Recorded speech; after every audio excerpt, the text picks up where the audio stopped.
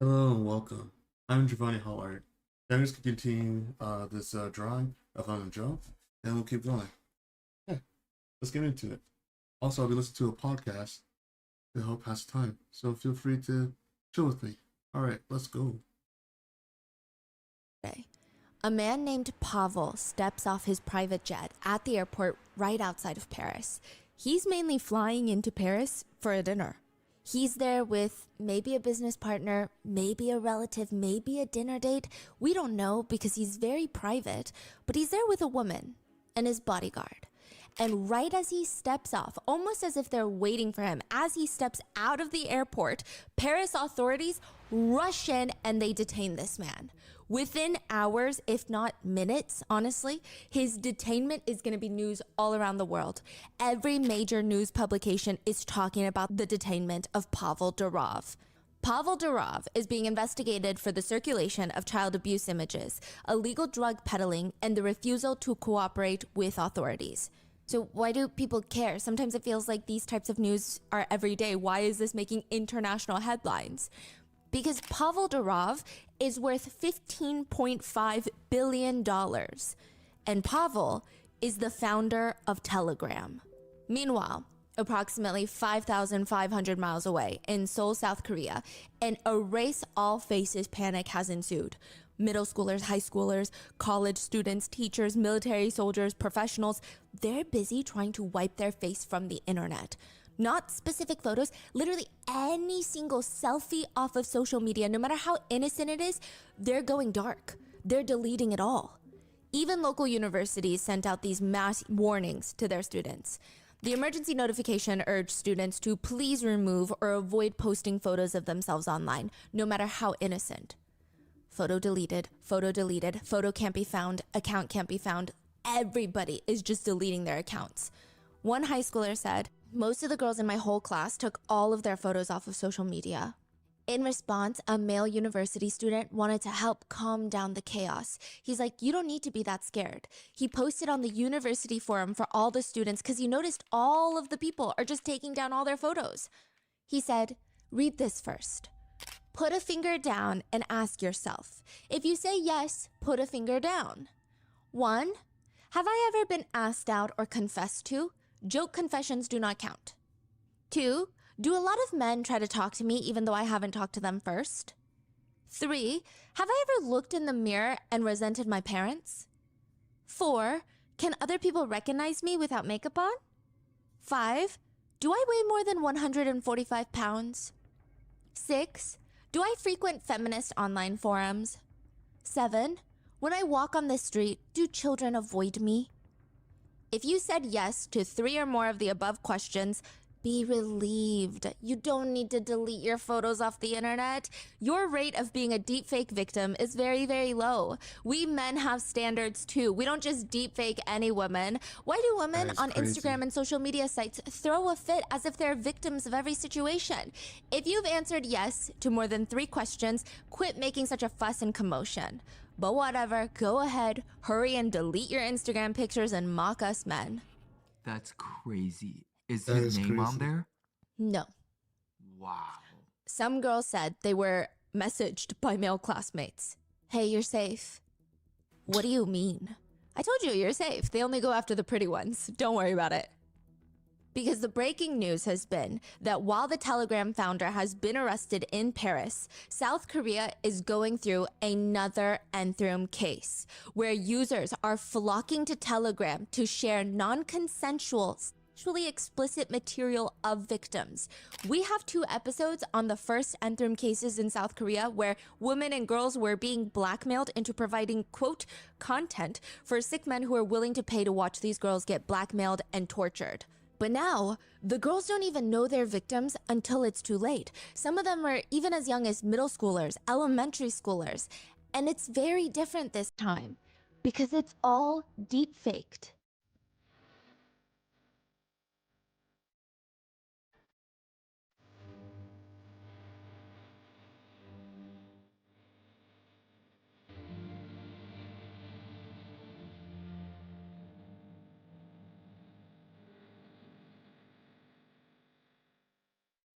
We would like to thank today's sponsors who have made it possible for Rotten Mango to support the Korea Sexual Violence Relief Center. They have assisted and supported SA violence survivors through various methods, including providing more than 87,000 one-on-one counseling sessions and fighting for the revision of laws. This episode's partnerships have also made it possible to support Rotten Mango's growing team, and we'd also like to thank you guys, our listeners, for your continued support as we work on our mission to be worthy advocates. As always, full show notes are available at rottenmangopodcast.com. A few disclaimers for today's case. It involves identity theft, non-consensual filming, rendering of explicit material CP, and the essay and exploitation of students. This case is currently ongoing, so we're going to try to keep you guys updated. If there's any massive updates, we're going to leave pinned comments, but the case itself will be current through the publication date of this episode. If you feel like today's case is a little bit too intense, please take a break, take a bath, and take a breather. We will see you in the next one. Now, with that being said, let's get into it. A set of telegram rooms were exposed recently in South Korea. Each room is another name of a middle school, high school, or college in South Korea. The way to get into these telegram chat rooms is you submit a set of photos of any girl or woman. It has to be someone that you know personally. So think classmates, siblings, friends. Then you have to provide personal details of that person in the picture. Name, date of birth, occupation, school, grade, age, Instagram handle, phone number, and if possible, a full-blown home address. In addition to that, you need to provide 10 pictures of them. So usually the pictures are a collection of that person's Instagram, Naver, Facebook, Kakao social media posts, as well as pictures you might have taken in person of them, because these are people they're supposed to know. To get entry into these Telegram chat rooms, you have to send in pictures of your acquaintances, friends, or family. Members of the group chat will then make deepfake videos using those pictures. That's why it requires 10, because the more pictures you provide, the better the videos. Netizens have made a list of all the schools that are being impacted, and there are dozens of middle schools and high schools, and even some of the top Ivy League universities in South Korea listed on there. Middle schools. Yes, but the youngest ones that netizens have found to be victim are elementary schoolers. What? Yeah, there's even a picture that includes the names of 66 different victims, and next to their name, they list their school, and it's almost like an inventory count. Someone in the chat room even responds, if you send me the names and the pics of the bitches who are not listed above, I'll make more humiliating pics and videos of them. If I'm horny enough, I'll even go and find them in their schools and stalk them. If you don't go to any of the schools above, don't message me personally. If you can't message me personally, just press a heart. What does that mean if you don't go to those schools? Because you have to be acquaintances of other victims of that school. So they're saying if you're just a random person, don't be messaging me. Like, you got to go to schools. You got to be a student so that you can send in pictures of your acquaintances that are already not listed above. He's saying, I have 66 victims. I want more from these schools. But if you don't go to these schools, don't even bother. Oh, so he doesn't want other schools, No. only these schools. Yes. Huh, okay. Now, in one Telegram channel, there are more than 70 individual chat rooms you can go into. Each chat room is, like I said, another university, another school. So they have over 70 schools that you can, quote, visit through the chat rooms. That particular single Telegram channel, in total, it's slowly been uncovered that over 400 schools have been affected, which is about 7% of the entire nation's middle schools, high schools, and colleges put together. That's an insane percentage to be affected by this, and that's just what we know so far. I do want to note that these figures are gathered by netizens trying to follow this case and not by the South Korean authorities. It has not been confirmed yet by them. But if you remember the way that the authorities handled the original Nth Room case, I don't know if you want to go by the authorities on this one. I mean, if they found 7%, that only means there's more. Yeah. It could be a lot more. A lot more. It's called the Deep Fake Damage School Map. There seems to be a strong implication that each school was rather well organized into these chat rooms. So it's by school name, chat room, and then all the deep faked videos of the students of that said school are in that chat room. Meaning some people will specifically go to certain chat rooms to try and find very specific people. They're not just browsing through. They go to these schools. They're parents of kids at these schools. They're teachers of these schools. Who knows? They're going into these chat rooms specifically looking for these pictures and videos. If a male peer at university goes into that chat room to specifically look for one girl's photos that have been deepfaked, think about how dangerous he is in person. Once you get into those chat rooms and you now have possession of these videos, people say you can now decide if you want to blackmail someone. So you find videos of that said person, that specific person, and you can try to blackmail them because, like I said, every single person's school, name, location, age, everything is listed. They're not just like, hey, look at this girl from my school. They list their full names. For universities, they list their student ID number. They hunt them down and show them the videos, asking, is this you? It's Wayfair's Labor Day clearance. Save up to 70% off now through September 3rd at Wayfair. The potential here being to try and blackmail them into doing more things or just getting a sick thrill out of them being panicked and scared and fearful. This is clearly done so often that there's a name for it. It's called 지능력. It's not a super commonly used term from what I can find, but it's becoming more frequently used. To put it simply, the word means to create actual photos of acquaintances, usually by pulling pictures off a social media account and deepfaking their faces into doing very degrading, humiliating sexual acts. It's to instigate other men to sexually harass that woman or spray biological fluid onto the woman's video and pictures. It's oddly specific. It's suspected that these human trash people get the first thrill, the first kick from seeing the pictures and videos that are deepfaked of their classmates and coworkers. Likely, these are people that have been rejected by them or have zero chance with them, or maybe they're people that they're too scared to even talk to. They will get off on knowing that they're doing this to them. Then the second rush hits, when they see other men degrading the victims in the chat rooms. Perhaps a third rush comes from either showing other people that know the victim, hey, look at our classmate. Hey, look at our boss. And this thrill of feeling superior to the victim, like you have something on them, something that could ruin their whole life. You are the one that holds the power. Or maybe you even show it to the victim to scare her. And the fourth rush comes each and every time they see the victim. They may feel an immense sense of power just coursing through them. And who knows how long these feelings will last. That's why it has to be acquaintances. Strangers are no good. They need to know these people and feel that superiority, like they have the power to control their fate. On top of that, they probably get another kick out of it when the victim finds out what's happened and realizes that her classmates are doing this to her and her classmates have seen it. Clearly, the trauma and impact is going to be very deep. A lot of the victims report they have no idea who to even trust now. Their worldview is completely shattered after this, and every interaction that they've had, they're so paranoid. They even start feeling disgusted because they feel like they need to act nicer to all the guys in the school because they hope if they're nice to them, they're not going to victimize them. Wow. As for the perpetrators, it also seems like they have no shame in hiding what they're doing. The types of pictures are easily viewable. They just straight up use hashtags. Hashtag acquaintance, hashtag kids, hashtag high school, hashtag deepfakes, hashtag slave, hashtag free. On Telegram? Yes. On social media platforms. I think they're blurred on other social media platforms that don't allow explicit content, but there's usually ways to get onto the Telegram chat rooms for more. The way they talk about women and honestly literal children in the threads is, well, you decide the word. Someone comments, is there anyone who can help with humiliating redacted victim's full name? Anyone willing to humiliate acquaintances with me? Is there anyone who can share their video editing sources? It's difficult for me to collect so many body photos. Is there anyone who wants to exchange deepfake photos of acquaintances? I will provide the best ones. Perpetrators have started threads that read, I'm getting some information about acquaintances, slaves, bitches, and friends, and it's been a while since someone submitted a report. If you want more pictures, just leave a comment.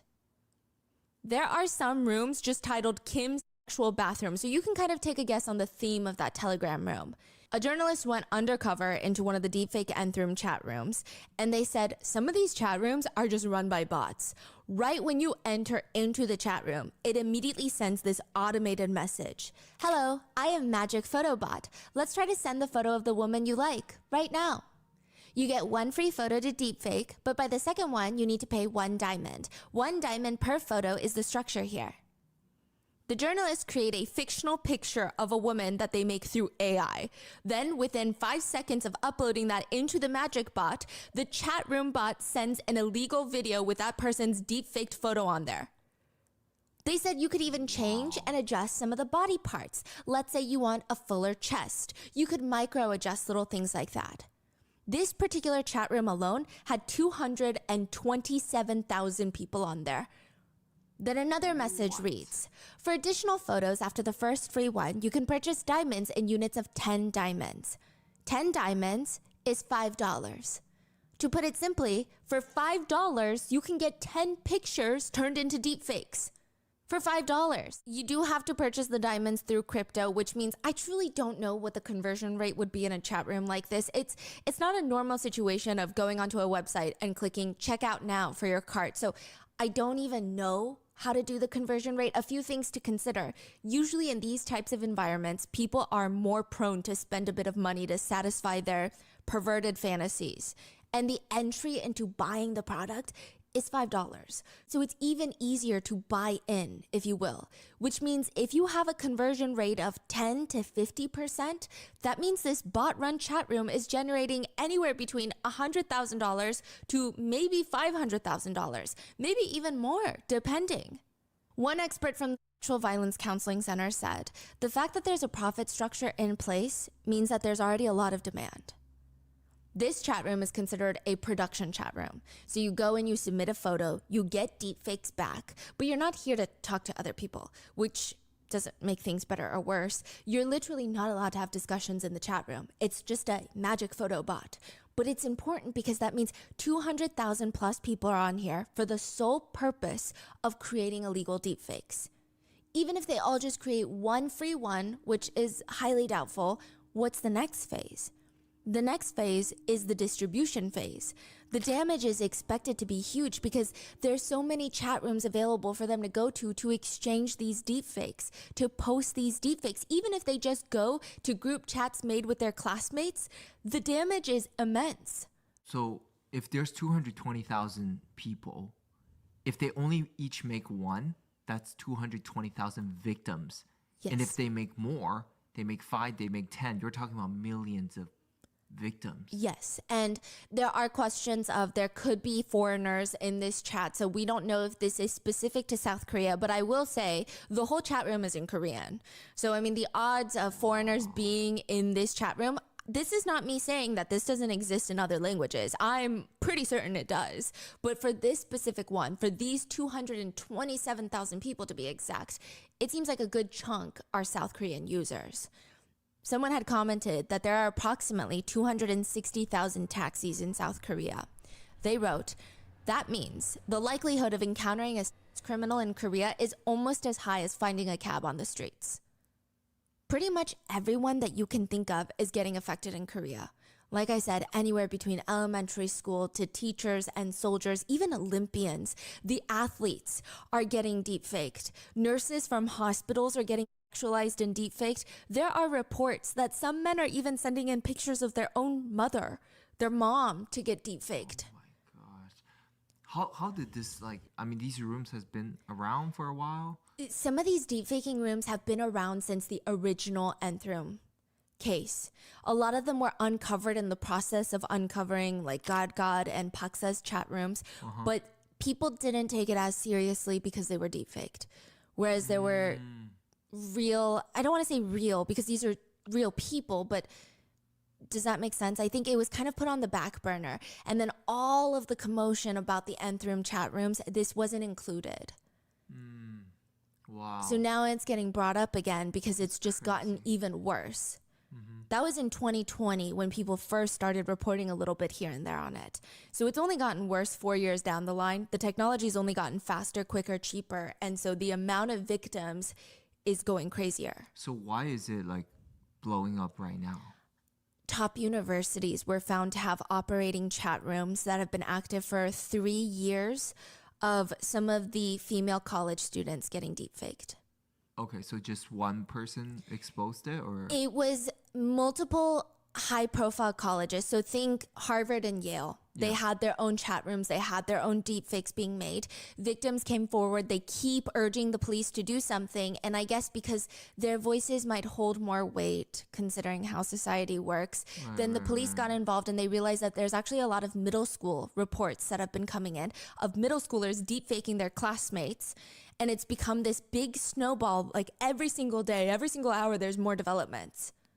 I see. Sarah, who is a fake name, she studies at Inha University. So this is one of the two schools I was telling you about. It's one of the top 20 universities in the entire nation. They're known to have one of the best physics programs in the entire country, but that's not the problem right now. She gets a random DM on Instagram from this account that has no followers, following nobody. It's set on private. She clicks open the message. Photos of your face and personal information are being shared in a Telegram chat room. I'm going to send them to your friends, family. I'm going to drug you, abduct you, and essay you. What if recording high-quality content, editing like a pro, and streaming like a star was as simple? Account even tells her which department she studies in. It seems to know everything about her while she knows nothing about them and nothing about this Telegram chat room, which means she's now dealing with figuring out what the hell is even happening. She's never really even been familiar with Telegram, and now she's anxious every day, even going to class to keep up with her schedule. She tries to go to the police. They tell her Telegram is hard to track. There's nothing we can do. She starts doing her own investigation. She finds out many of them, the chat room members, they would even create audio files of a bunch of her classmates, female classmates, girls that go to her college, saying sexually provocative phrases created by AI, saying things of how they all want to be slaves, they want to be enslaved by an owner, they're looking for owners, and they love their owners. When the case finally gets attention of the local police force, they realize that over 1,200 people inside the chat rooms were active. So 1,200 people are active in this Inha University Telegram chat room, sharing pictures, sharing deepfakes of current female students. So that means 1,200 people are connected to the school, right? Yes. Wow.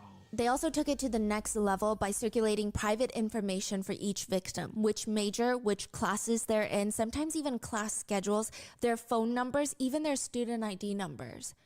This Telegram chat room targeting this specific university and targeting the female students had been operating and had been active for the past 3 years. They also discovered chat rooms of nearby high schools and even middle schools. Some text messages in those chat rooms just read, literal victim's name. Obviously, I'm redacting it. High school, born in 2007, 17 years old. Does anyone know? Give me a personal DM if you know her. So now people are submitting. They see someone they like, whether it's on social media or maybe they've heard it's like a friend of a friend of a friend, and they want deepfakes of them, but they don't have access to their photos. Maybe their Instagram is private. Maybe they don't know them close enough to take pictures of them in real life. So they're asking this chat room, do you guys know her? Because I need pictures of her to create deepfakes. One 17-year-old high schooler received an anonymous message once, just like the college student. She said, I looked at my phone after school when I saw that I had this message from this unidentified account. The message just read, do your friends and parents know about this side of your life? It had 3 photos, sexually explicit deepfakes of her, but she said it was so good you couldn't even tell. I mean, the only reason she knew they were fake is she never took those photos. She said, I was so shocked and terrified when I first saw the photos. Even though I knew they were fake, I knew they were generated images of me, they seemed so real. I wanted to believe it was a whole bad dream that I would eventually wake up from, but I didn't.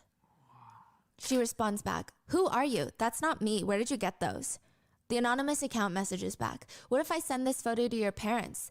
Tell them that this is what you're doing instead of studying. I think you need to be taught a little lesson. They then start trying to call her phone. She, of course, is not picking up, but they would write, why aren't you answering? I'm bored. Relieve me of my boredom. Entertain me. I just want to hear your voice. LOL. If they're calling, that also means they could track them, right? It was calling through Instagram DMs. Like, I think you can call, yes. Right. The students themselves would end up investigating, and they found out that most of the time, it's not creepy strangers on the internet that they were expecting. It's their friend. It's their boyfriend. It's some random guy in the same class as them or 2 grades below them, targeting all the female students at the school. Wait, they find out? They join the chat rooms. There's one case of a middle school boy that deepfaked 12 of his female classmates and 2 teachers. Then there's no consequences for middle schooler, right? There's not even consequences for adults, really. There are further reports that some elementary school girls had been targeted as well by middle schoolers. Even teachers are getting targeted with risks of losing their job because in Korea and in certain schools, first of all, who knows if the teacher even feels comfortable working there, knowing all the students likely watched or maybe even created these types of illegal videos. But even if she needs to stay in that position for her livelihood, some schools, regardless of the fact that she's a victim, they might think she's too much of a hassle to keep around. The kids can't focus on their studies because all they can do is snicker about her video, or the parents feel uncomfortable even though they know it's fake. She might lose her job regardless, so now she's got financial stress in addition to emotional trauma. The National Teachers Workers Union stated that since this news broke, they were able to confirm that at least 170 teachers were impacted by the deepfake videos. They even found a Telegram chat room that reads, "Teachers Gathering Place, an opportunity to turn the teachers we love into toilet bowl faces." Toilet bowl faces are basically degrading, obscene content because you urinate and defecate into toilet bowls, which is obviously a very gross reference here. One teacher wrote on a forum, "My life as a teacher collapsed. I don't know if I can even trust the children now." She's a middle school teacher in her 30s. She found out the kids were spreading deepfakes of her around the school, and not only that, they're spreading them through Telegram. She said, "When I think of the perpetrator and the other students that were on their side, I felt disappointed and betrayed. As a teacher, I should be able to embrace all students, but I can't even do that anymore." She says it's really hard to face the children properly, even because we don't know who was all the perpetrators, who knew, who were the ones that saw and did nothing. She found out that even her wedding photos were used to deepfake videos of her. An online chat room with 900 participants was also uncovered, which people were exchanging deepfake videos of female soldiers. We don't have screenshots of this specific conversation in the chat room, but it's been reported that someone will post a deepfake video of a female soldier and they will just get bombarded with degrading comments. They rinse and repeat. They call the female victims munitions, just a tool for the military.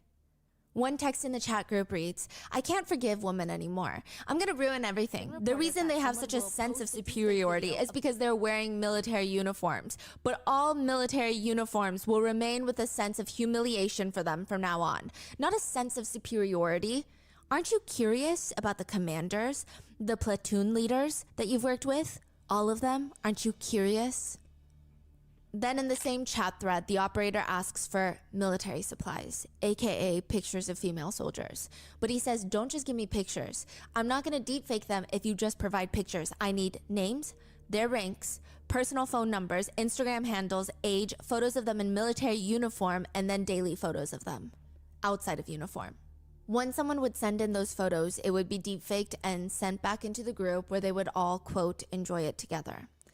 The Military Violence Counseling Center has come out to state, "Recently I have confirmed a Telegram room that systematically insults female soldiers and spreads deepfakes of them. I can't help but be angry at the wickedness. Discrimination and hatred for women is so rampant in Korean society that we are discriminating and hating female soldiers in the military that serve and protect our country.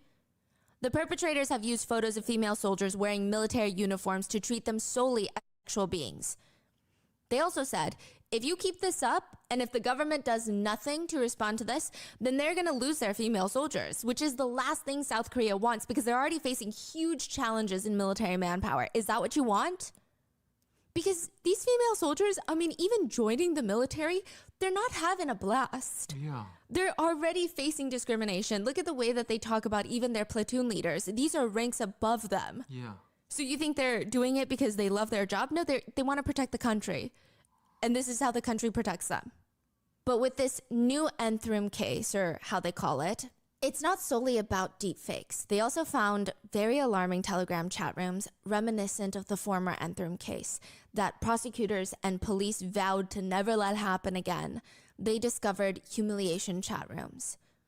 There's one chat room with almost 2,000 people in there with categories that read acquaintance room, so friend of a friend room, cousin room, older sister room, younger sister room, mom room.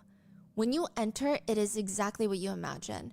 Either guys posting pictures of their family members to get entry into the room so that other members can deepfake their relatives, or they're literally getting off on essaying and harming their family members.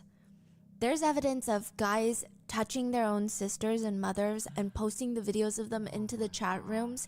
In one instance, a perpetrator posted a video of himself sneaking into his sister's room. She's asleep.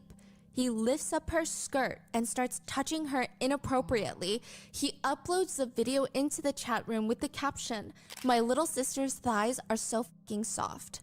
I failed at making her take sleeping pills today, so I'm gonna try again tomorrow."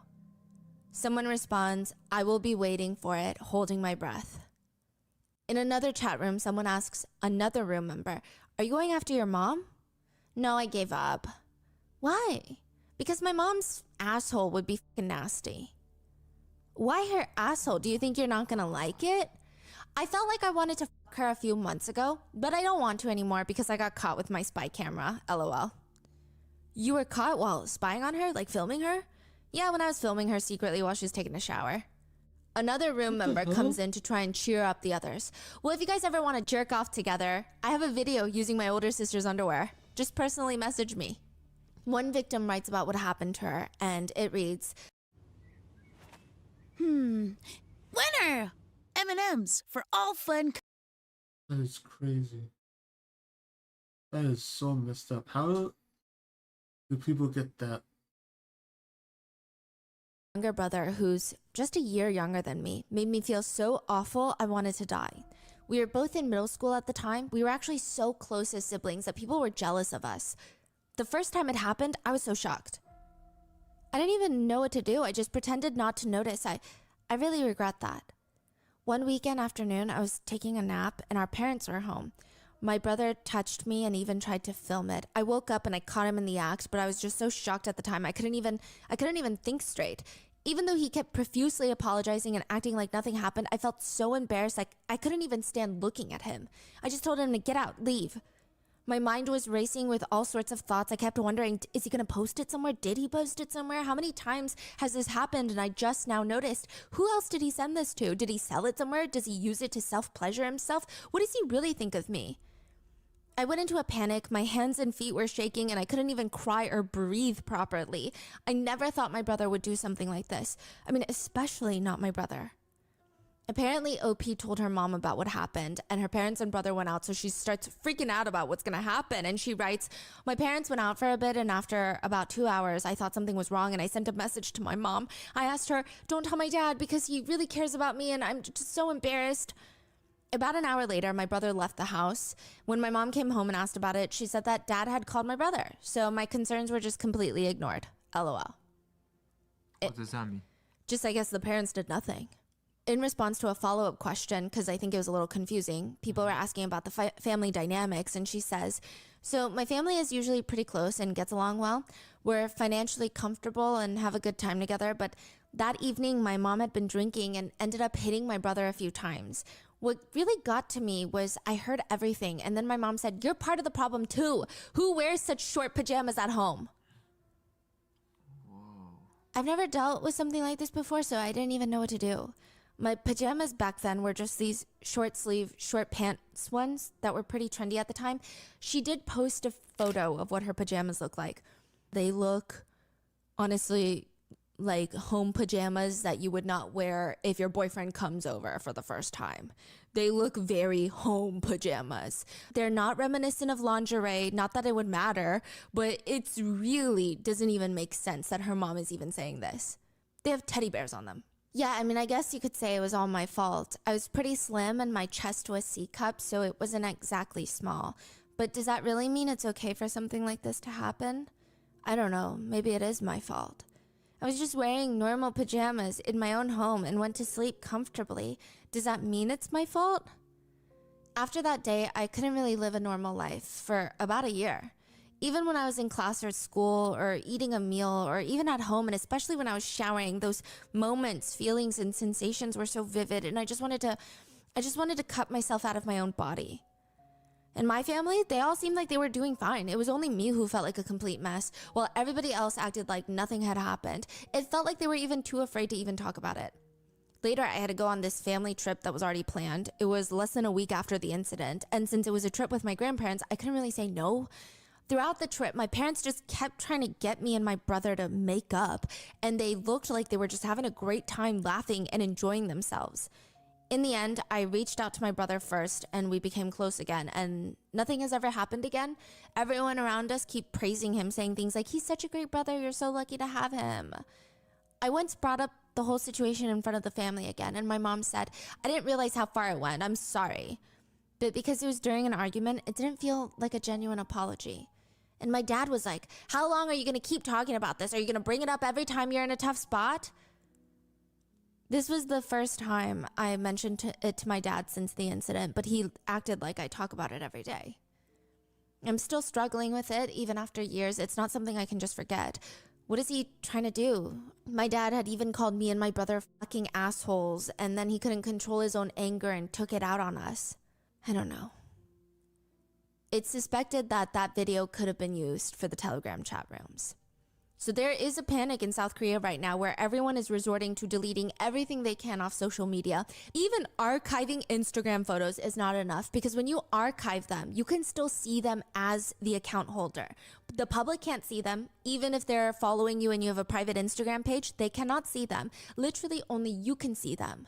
But some victims have archived their post, and then their Instagram accounts have gotten hacked just to steal those photos to be deepfaked. It's that bad. Some people are just stealing even the profile pictures off of Instagram, like a genuine apology. And my dad was like, "How long are you going to keep talking about this? Are you going to bring it up every time you're in a tough spot?" This was the first time I mentioned it to my dad since the incident, but he acted like I talk about it every day. I'm still struggling with it, even after years. It's not something I can just forget. What is he trying to do? My dad had even called me and my brother fucking assholes, and then he couldn't control his own anger and took it out on us. I don't know. It's suspected that that video could have been used for the Telegram chat rooms. So there is a panic in South Korea right now where everyone is resorting to deleting everything they can off social media. Even archiving Instagram photos is not enough, because when you archive them, you can still see them as the account holder. The public can't see them. Even if they're following you and you have a private Instagram page, they cannot see them. Literally only you can see them. But some victims have archived their post, and then their Instagram accounts have gotten hacked just to steal those photos to be deepfaked. It's that bad. Some people are just stealing even the profile pictures off of Instagram, the small circular photos. They're taking those to be deepfaked. Even the photo booth locations in South Korea, it's kind of part of the custom that some people will take the pictures with their friends and then stick it onto the wall as memories and leave it inside of the building. Yeah. Some people are warning others, don't put those up or go back and take those down. It's so widespread that in one city, so think Irvine, California, they've had so many rounds of chat rooms that they're now on Irvine Season 5. That's what they call them, seasons. The terrifying part is, even if your acquaintance is the one posting your photo and getting them deepfaked, they are now being spread to all the other evil people in the Telegram chat rooms that are in Irvine, because people join the communities that they're a part of or the schools that they go to. So how do you feel safe? You don't know who in town has seen those pictures and videos. I mean, remember, one of the requirements is you have to post name, age, school as well. What if people try to do something in person? It's likely that these victims can't even go outside and walk around without feeling incredibly paranoid. One netizen comments, "It gives me goosebumps at the thought that people can just commit a crime with my photos at any given time, even if my account is private. I don't know how and where the picture is being shared, so I'm even more at a loss. We're not whores or sluts. We don't exist to satisfy someone's sexual urges. We're dignified human beings, each with our own careers and dreams." Some students, younger students, have taken to a more depressing approach. And by depressing, I mean what they're saying is very depressing. One middle schooler says, "I'm worried, but to be honest, what can I do? It's kind of out of my control. It's just like a natural disaster. A group of men in South Korea were also freaking out too. They're posting onto forums about everything going on and how scared they feel about their futures. They write, "If I delete every trace of Telegram, will I still get caught?" Someone comments and actually goes out of their way to make a full forum post. A must read for kids who are worried about deleting their telegrams because they're anxious right now. It's very noisy right now. There's lots of yapping and chatter. There are probably a lot of kids worried about this becoming a public issue and they're going to get caught. But I'll just let you know. Unless you left something in that room that could identify your identity, it doesn't matter if you delete Telegram. This will be caught anyway. Hopefully it all dies down soon, which it does look like it will. If you left not a single piece of identifying information in the chat room, you don't have to worry. Even if the police dig, they're not going to find you. Telegram will never cooperate with the police. They didn't catch the nth room people previously. Only the people who revealed their own personal information were caught in the chat rooms. They're talking about the original nth room case. This is wild. If you leave no information behind, there is a 0% chance of being caught. Don't worry and enjoy. They also go on to post about how women are tipping off police officers to the Telegram chat rooms and they're misandrous, basically like misogynists, but the opposite. Yeah, a person with a strong prejudice and dislike for men. To which a netizen comments, "Protecting ourselves from malicious men who feel entitled to our bodies? Really? Common sense has left us." Some men have accused the story of being super fake or exaggerated as it's part of media's secret sinister goal to grow the hatred for men in the country. Honestly, many Korean men's reactions to the crimes are pretty alarming. One comments, "I am just realizing that Korean women have gotten to a situation where there's no solution for them. This nation really is pussyria. Pussy plus Korea." What can I expect from a country whose justices on the Supreme Court are from the researching groups for feminism and gender laws, LOL. Another one writes, "Even deepfake producers only choose pretty people, okay?" So they're saying, no need for everyone to be concerned. Another one writes, "Starting today, I'm going to be gathering women's photos and turning them into deep fakes. There are just too many shit female pig bitches. Whether it's their pathological tendency to exaggerate or their overinflated egos, they would honestly be rejected by deepfake makers. But I will make them because I need to be the abyss to fight the abyss." This is crazy. This is not real. Netizens have responded to these comments saying you're so ugly you don't deserve to be assaulted is no different from saying, quote, "You should be grateful that you deserve to be sexually assaulted." These men are literally out here trying to say SA and sexual harassment are pretty people, quote, privileges. One chat room between a few guys has been exposed, and they're all reacting to the news of the deepfakes. One writes, "I don't know if I'm allowed to say this, but to be honest, it's disgusting that women are protesting right now after their human rights were just established." Meaning they just got their rights established, so please sit down and be grateful. You don't need to do all of this right now. Someone responds to that, "Their pussies will just be dehydrated." Another one comments, "Am I the only one who thinks like this?" Another one joins the chat. "They received too many rights." For real, LOL. Women's rights should have been promoted moderately, much less than what it's been now. Now, this is a world where whores are so confident, you know? Another one just mocks women by writing, "Give us human rights, treat us like humans." In another chat room, a guy is talking about how he wants to, quote, "I want to f my younger sister without a condom the day she hooks up with a guy. I miss the old days." So he's responding to the military chat rooms.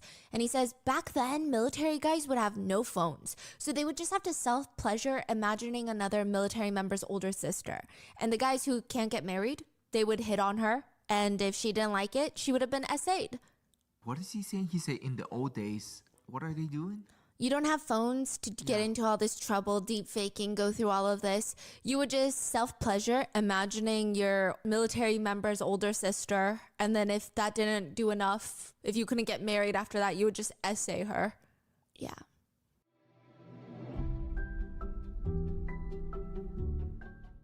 Here's the thing. I am not allowed to sign up for free trials in this house anymore. And that is a rule that I've set for myself. I have been caught too many times signing up for subscriptions, free trials, and forgetting to cancel it. And I swear the free trials are getting longer. What used to be a 7-day free trial is now like a month. And if you are anything like me, you want to get full use out of that deal, which means you're trying to keep it for a full month and canceling it just the day before it ends. Except I use it for 5 days max and then I just forget about it. It isn't until months later when I see that I've been charged several times that I realize I've done it again. It is why I started using Rocket Money. Rocket Money is a personal finance app that finds and cancels your unwanted subscriptions, monitors your spending, and helps lower your bills so that you can grow your savings. Rocket Money makes it so easy for me to see all of my subscriptions in one place. If there's something that I don't want, Rocket Money can help me cancel it with just a few taps, give me full control over my subscriptions, and a clear view of all my expenses. One of the best things about Rocket Money is that they help me not talk to people. If I want to negotiate lower bills, all I have to do is submit a picture of my bill to them and they can try to negotiate it to a lower price by 20%. I don't have to worry about picking up the phone or communicating back and forth through emails with customer support. Rocket Money will deal with all of that for me. Rocket Money has over 5 million users and has saved a total of $500 million in canceled subscriptions, saving members up to $740 a year when using all of the app's features. Stop wasting money on things you don't use. Cancel your unwanted subscriptions by going to rocketmoney.com/rotten. That's rocketmoney.com/rotten. rocketmoney.com/rotten.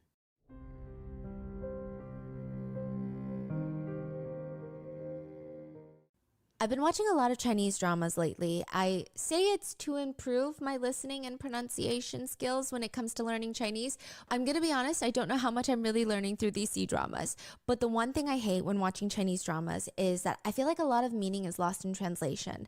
Translators will try their best to give a quick description of the idioms that are being used and what they mean, but I still need to pull over my husband to give me a deeper explanation of what they're really saying, because sometimes the play on words is the best part. So that's why I'm using Rosetta Stone to improve my Chinese, because I don't want anything lost in translation for me.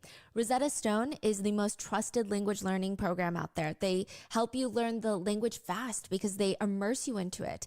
It's built to teach you the language intuitively. They will teach you the words, phrases, and then the sentences. And it's designed so that you can learn to speak, listen, and then think in that language. They are like my personal trainer for my accent because they have this built-in true accent feature that gives me feedback on my pronunciation. I love that I can use Rosetta Stone anywhere, whether that's sitting on a plane or by a pool. I can just pull out my phone, open up the app to learn, and they do have a desktop version, but I love how convenient the mobile app is. Rosetta Stone offers courses in 25 languages and has millions of users. It's why they've been the trusted expert for 30 years. Whether you're learning Korean, Chinese, Spanish, Arabic, Rosetta Stone has got you covered. And if you're big on traveling, Rosetta Stone offers a lifetime membership for all 25 languages. Don't put off learning that language. There's no better time than right now to get started. Rotten Mango listeners can get Rosetta Stone's lifetime membership for 50% off. Visit rosettastone.com/rotten. That's 50% off unlimited access to 25 language courses for the rest of your life. Redeem your 50% off at rosettastone.com/rotten today.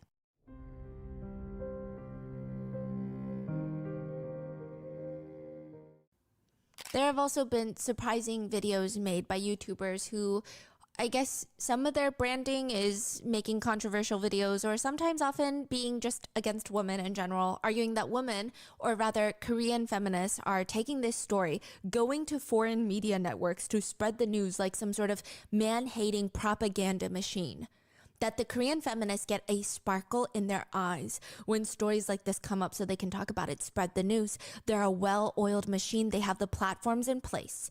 They go to all the social media platforms where the women like to gather. They have these beautifully designed graphics and eye-catching titles to make sure everything and everyone stays tuned to the news. Some people have commented across the board about this case. Korean men. Why are our country's birth rates declining so fast? Also Korean men. Another one writes, imagine being a, quote, grown man and still managing to say something as embarrassingly pointless and thoughtless as this. I've heard literal babies say things with more insight than whatever these entire videos are supposed to be. Another comment just reads, none of these men have ever felt the touch of a woman before. But you also see comments like, Korean feminists are not the ones who fight for women's rights. They only hate on Korean men and they assume that almost every Korean man is a criminal. They cause major gender conflict in Korea, which leads to the low birth rate. Wake up to reality and don't be brainwashed. Or The fact of the matter is, women should never have been even given the right to vote. Another one reads, I think this whole deepfake nthroom thing is the same trend as the mad cow disease propaganda in 2008. So at the time, there was propaganda that said importing American beef would cause mad cow disease to the entire country, and there were a lot of people who fell for it. But if you looked at the results, did you get mad cow disease from eating American beef? It was all nonsense. It was all propaganda. Did the media companies covering it up apologize? Did they say sorry for fear-mongering and causing all this incitement? No. I'm not defending the perpetrators, but it's just there's no confirmed facts. The statistics feel very inflated and exaggerated. And, the women are always in big trouble. It's the same as the mad cow disease. But the problem is this type of propaganda, it continues to work. You're mad. In another comment where a commentator is expressing their frustrations with the Korean government, someone just comments because it seems like someone who is living through a lot of this, and they're writing and almost ranting about how unfair it is. And someone comments, fact, definition of the word fact, writing bullshit at length to make it sound true. Another comment reads, I'm also a woman, but these Korean feminists, listen, the funny thing is they're so obsessed with numbers and their man-hating sports that once the truth is revealed, they cannot refute that and they just spam things in English saying, oh, we are with Korean women. So there's lots of comments on articles and YouTube videos of foreigners commenting, we are with Korean women. But Korean men are accusing Korean women of writing that in English to make it sound like they have international support. Really? Yeah. This is freaking crazy. The responses to that comment are just making fun of the poster. Stop trying to be a woman. We know you're not a woman. Come on now. Let's be freaking real. And then other comments are like, you are also doing the same thing in English, but the only difference is your English is bad, so we know you're a Korean man. Like, we don't. I do want to mention, it seems like this is the small minority. I think most men in Korea, I would hope, are taking it seriously. I mean, I would assume that if you're at least a husband, father, son, you should take it seriously regardless. I just don't know if their voices are as loud. Mm-hmm. There's a lot of men going on these hysterical tirades about Korean feminists, saying they are so busy trying to make this case international so the hatred for men can just grow everywhere like a global disease. But they say Korean women don't even know what it's like for men in their 20s to live in Korea, to give up 1 to 2 years of their lives for national defense. They don't know what that's like. Wow. What an argument. Yeah, what does that have to do with anything? If that has something to do with anything, then this has something to do with everything, okay? Apparently, there was a recent video that had gone viral of a little girl in Korea dancing, and she's just dancing to music. Truly just like a chill day dancing to music. And some men took it upon themselves to comment, uh-oh, why is it going up? Talking about their private parts. The girl looks 5. Another one reads, do you want to be secret friends with 아저씨? Which means old man.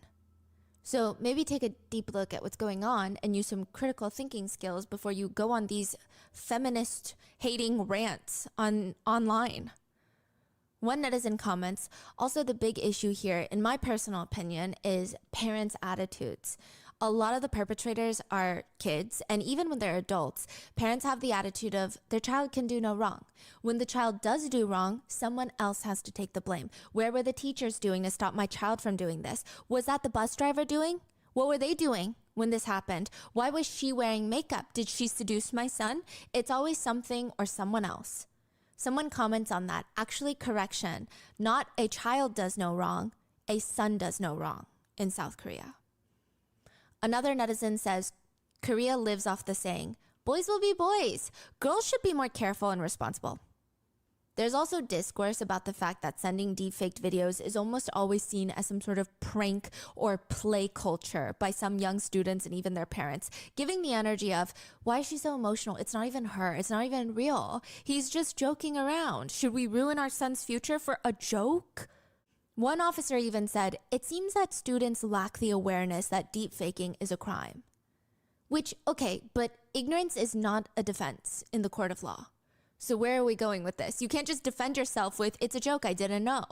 So that, a lot of Korean women have stated, We feel like we have no country. This feels like social collapse. How far is the lowest an ordinary Korean man can go? How much is our government going to tolerate? Women are treated as objects by male classmates, seniors, coworkers, even very close acquaintances. To add to that, a Korean feminist who was sharing information for victims, she was on X, Twitter, her account was mass reported by a bunch of incels and suspended. Some women have even stated that they want to protest to raise more awareness, to show the government how angry they are, because they're angry, but they're scared. Their identities could be leaked by the incels that come to almost all the women organized protest. If you're labeled a feminist in Korea, it could make you a social outcast and even cause problems for you at work, depending on your company. They won't tell you directly, hey, you're fired because you're a feminist, but they don't like when women are outspoken. Like, they don't like when women want basic human rights, at least at some companies. Someone tweets in response to this, in every country, there have been misogynistic crimes that shake the entire country and cause protest. In all of those countries, regardless of gender, people ran out onto the streets to protest and condemn the perpetrators. But what about our country? They mock the faces of the female protesters. They do binge watching protests in front of them. Incels will come and just taunt female protesters. That is crazy. So they're also in public. Yeah, but they're masked up, covered everything. The commentator asked, does this still make it seem like there's hope for the men of Korea? This is also surprisingly happening in America as well. A lot of middle schoolers, high schoolers, they will use, quote, nudification apps, get pictures of all the girls from the last homecoming dance. This really happened last year in Washington State. No, this year, but it was of the last homecoming dance. Get the pictures of the homecoming dance of all the girls in their gowns, run them through these apps to produce deep-faked pictures of them completely nude. Then those quickly get spread around to the whole school. It seems like the main difference so far is that the American cases, they stay within each school. So they will spread it to classmates and maybe neighboring schools, but they don't go on Telegram to spread. Which, I mean, it doesn't make it better or worse, but just noting a difference I've seen so far, I don't know. Now, the terrifying part is one expert stated, one boy with his phone in the course of a single afternoon can victimize 40 girls, minor girls, and then their images are forever out there. We need to make this so painful for anyone to even contemplate doing it, because this is harm that you cannot simply undo. Even if it seems like a prank to a 15-year-old boy, this is deadly serious. It's also happening to American adults. There's always social media posts popping up here and there of people wanting help on Reddit, confused on what to do. One from just 4 months ago reads from a 27-year-old from America. She writes, my boyfriend and I had been in a nearly perfect relationship for 5 years. 5 years. I never doubted that he loved me or cared about me. Everyone considered him pretty kind and genuine, just all around a good guy. I trusted him so much that I was never really suspicious of him, never snooped through his phone or stuff. That's until about 2 months ago when my phone was stolen and I briefly borrowed his. Whilst borrowing his phone, I essentially opened Pandora's box, secure folders, private browsers. In his photo library, I discovered pictures and videos of my friends, my family, my coworkers, roommates, as well as his best friend's girlfriend. I also found deep-faked pictures of his cousin who was 15 at the time. These were then posted all over the internet on various porn sites, Reddit, you name it. He posted these pictures with each person's first and last name, captioned with words I could never even imagine coming out of his mouth.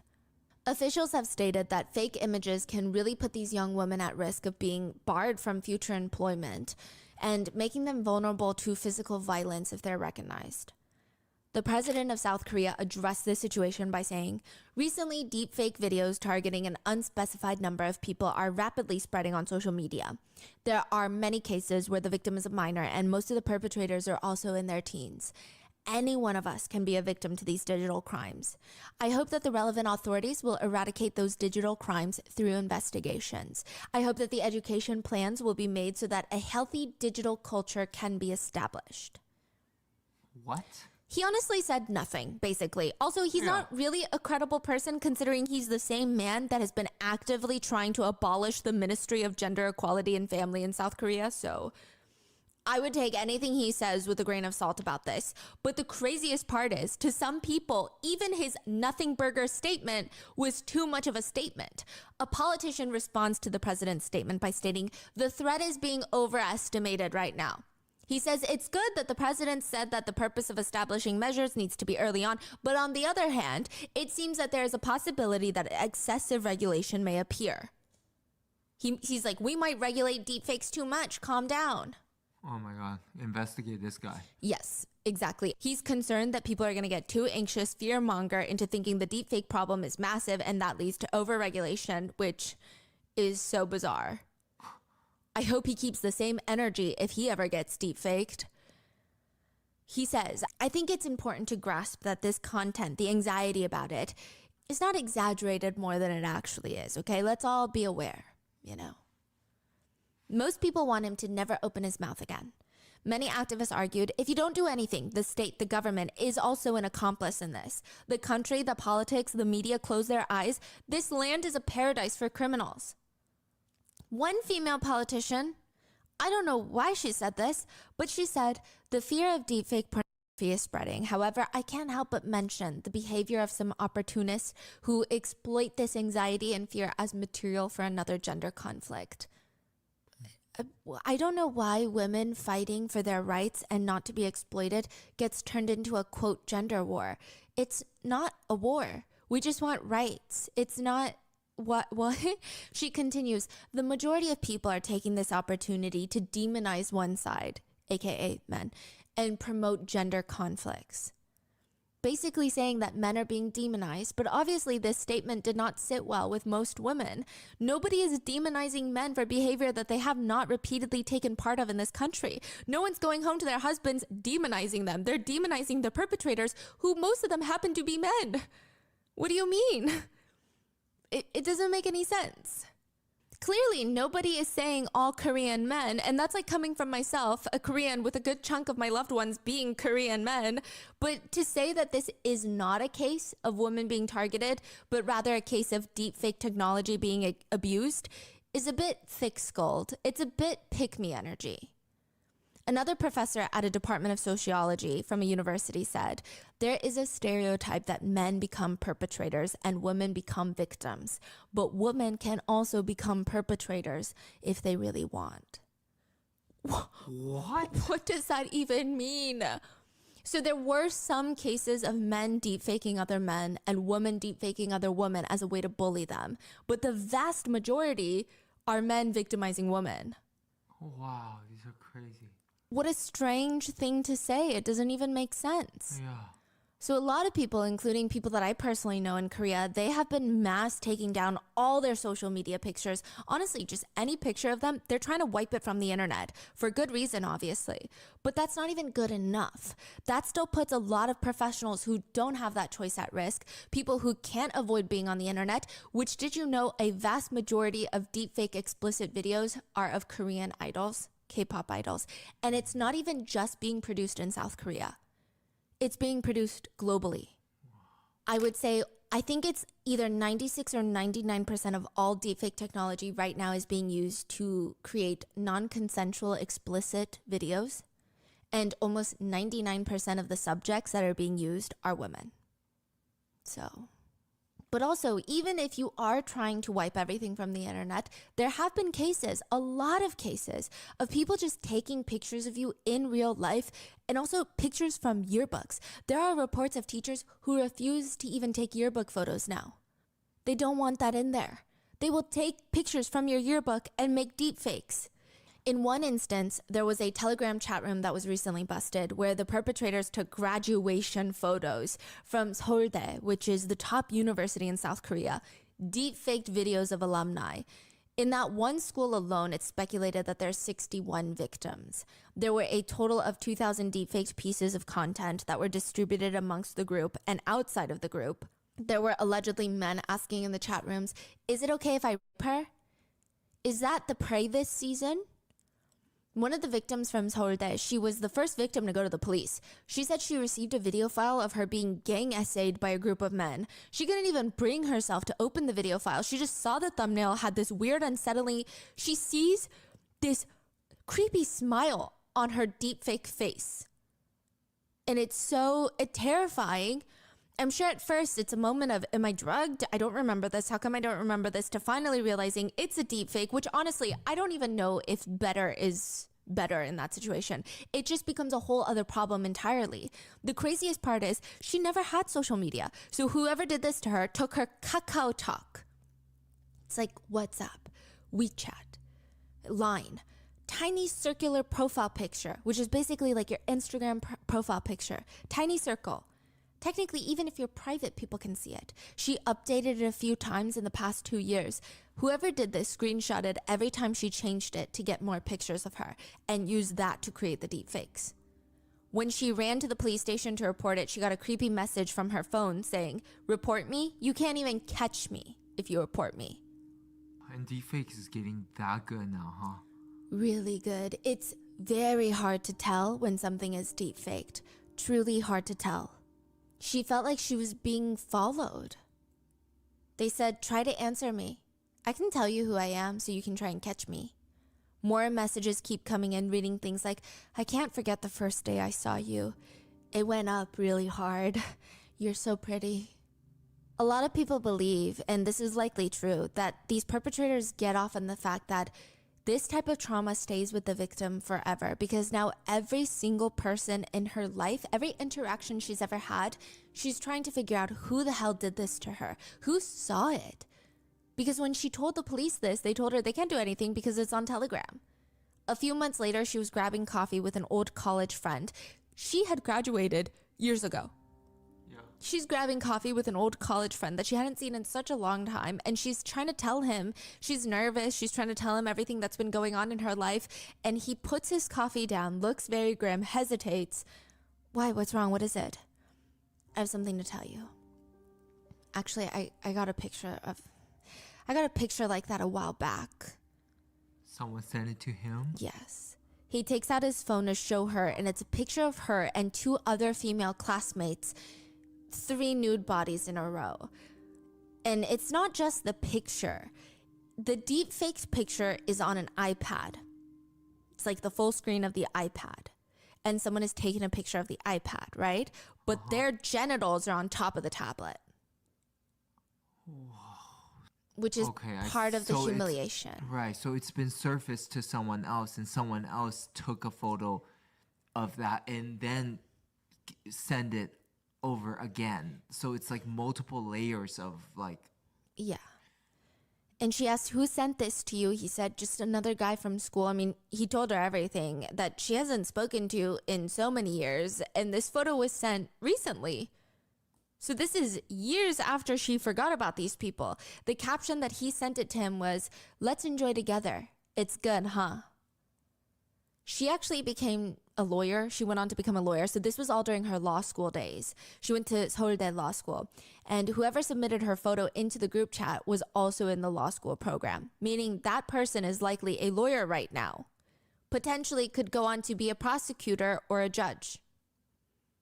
Another perpetrator was revealed to have been working in the blockchain technology sector. So they're all very established people in positions of power. And this is what they're doing. There's one deepfaked photo of a Seouldae student laying down in a very suggestive pose, and engraved on her body are the words, "Women who are amazing not only on the desk, but also in bed." One of the Seouldae accomplices was caught. He was sentenced to 5 years in prison recently, like this month. The judge said that the content was that this specific creator, this perpetrator made, the content was so, quote, disgusting and humiliating, it's not something the public can even digest. So I'm assuming it was either very violent or very degrading. The first victim to find out from Seouldae, the lawyer, she wrote to the judge and she said, "First of all, I would like to express my sincere gratitude for allowing me to share my story as a victim before the court. When dozens of pornographic images digitally altered to include my face and videos of men self-pleasuring themselves to them were dropped in my lap by an anonymous account, when I saw multiple perpetrators insulting and mocking me in a chat room where my photographs and..." Fall migration has begun, and the elusive yellowback smiley prepares with thousands of rollbacks.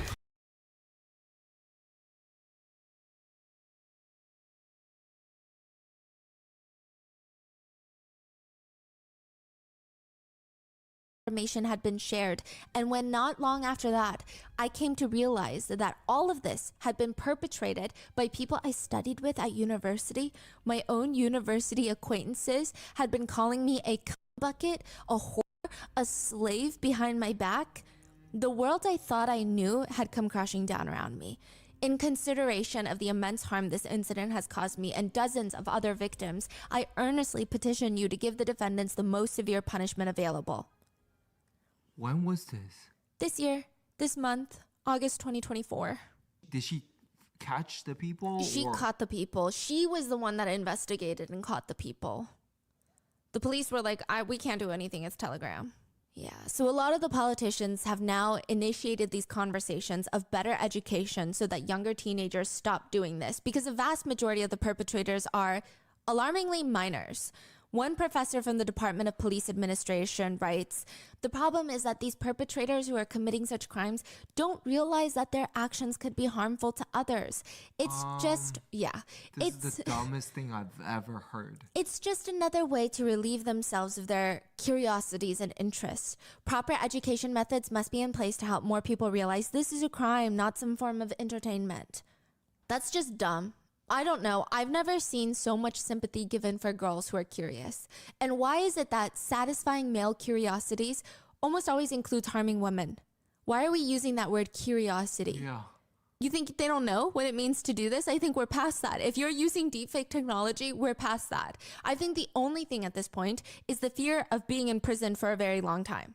That's what most Korean netizens, men and women, agree with. At least the ones who have firing neurons in their brain. Apparently one school in Korea, and I don't know how accurate this is because this was on social media, but I trust social media these days over authorities. There were allegations that they held an emergency seminar about the deepfaking issue. This one school were like, we got to do something about this. Let's have a seminar.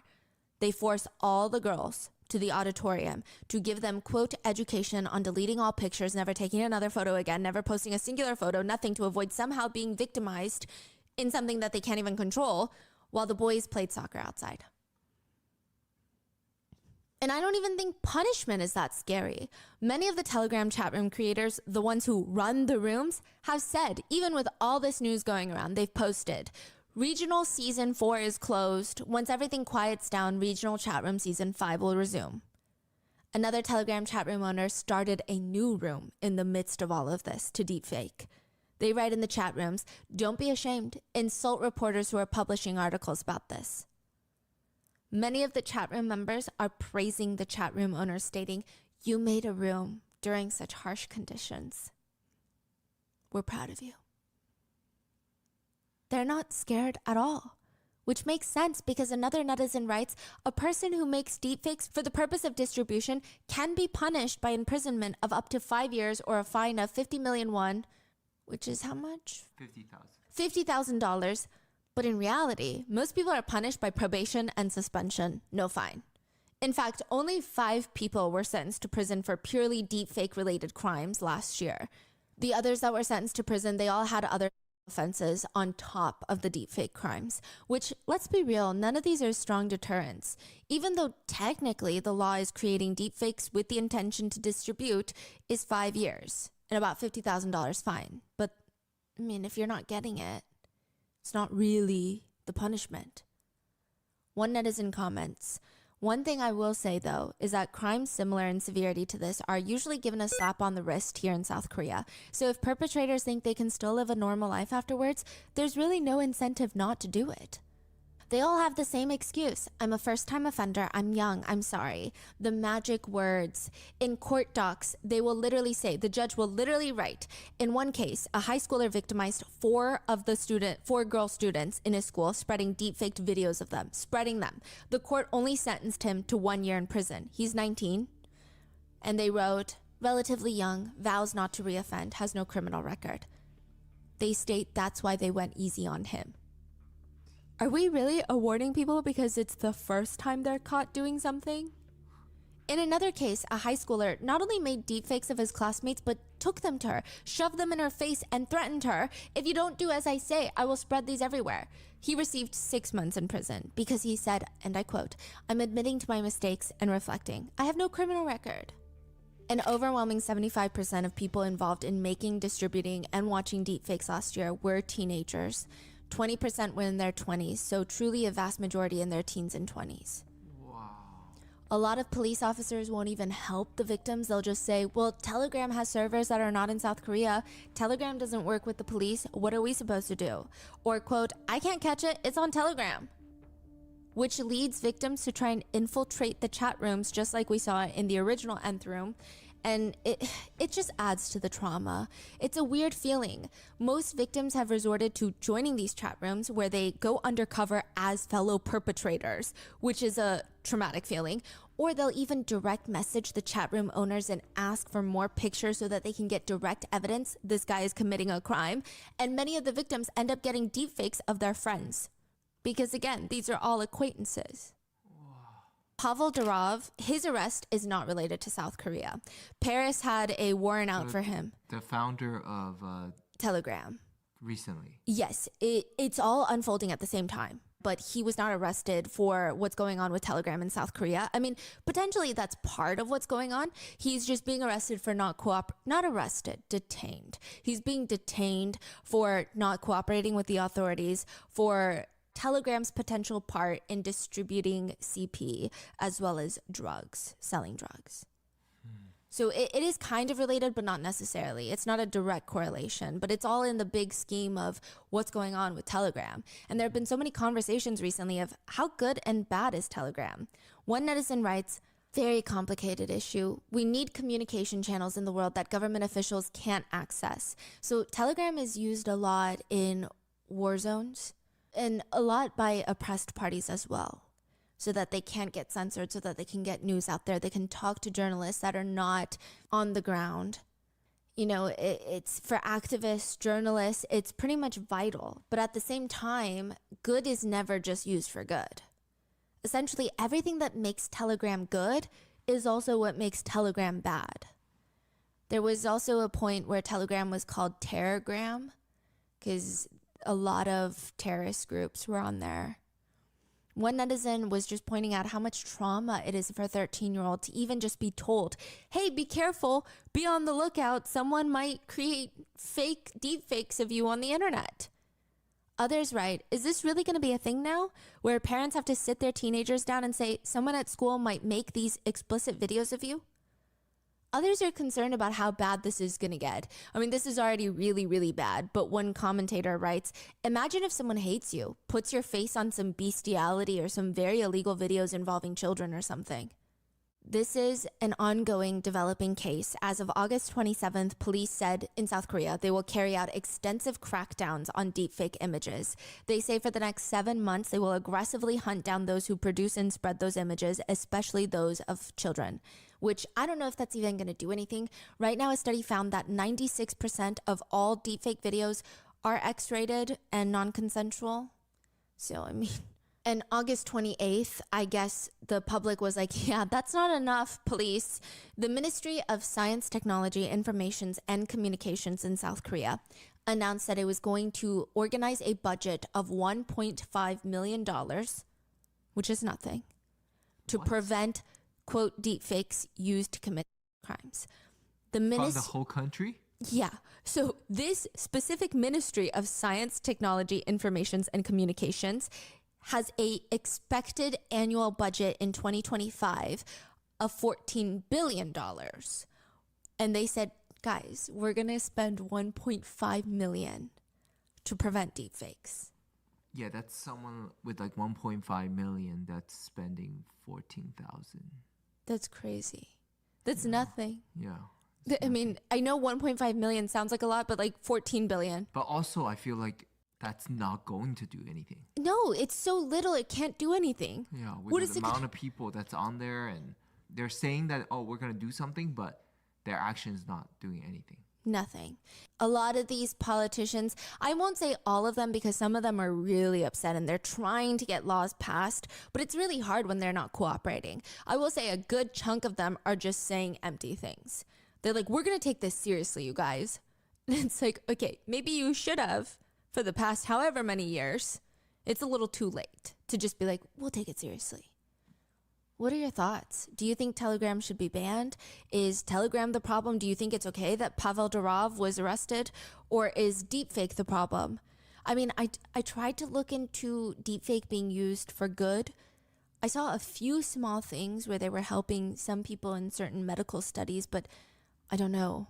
What are your thoughts? Do you think it's just taking away jobs and or just creating victims? Should the founder have been detained? Is this a matter of free speech? If you were the president, how would you even stop spreading of deepfakes? Let me know in the comments.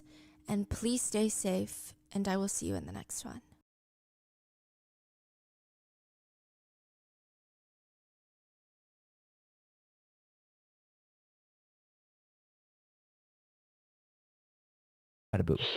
There's enough seats in the movie theater to fit about 400 people, and almost all these seats are going to be filled by midnight. These seats are first come, first serve. So if somebody doesn't want to sit in the first few rows with their neck bent at an odd angle, staring up at the screen the whole night, then they're going to come earlier to reserve those spots. Now, almost 3 years later, some of the same moviegoers from that night would be asked to come in and point out exactly which chair in which row did you sit at when it all happened.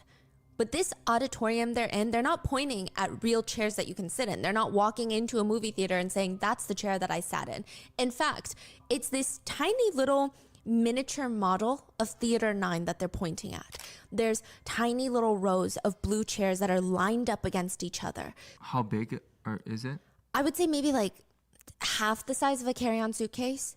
Oh, wow. And every Tiny. little, the amount of chairs per row is accurate. The amount of steps in the stairs are accurate. It's quite literally a miniature model of a specific movie theater. Many of the same moviegoers, they walk up, they'll point and explain exactly how it all happened. But 12 of the people that were in the theater that night will not be able to tell the courtroom where they were. Because July 20th, 2012, the emergency exit door to Theater 9 would open in the middle of a movie, and a man with bright orange hair wearing tactical gear would walk into the theater. This is the midnight premiere of Batman: The Dark Knight Rises, and he will open fire.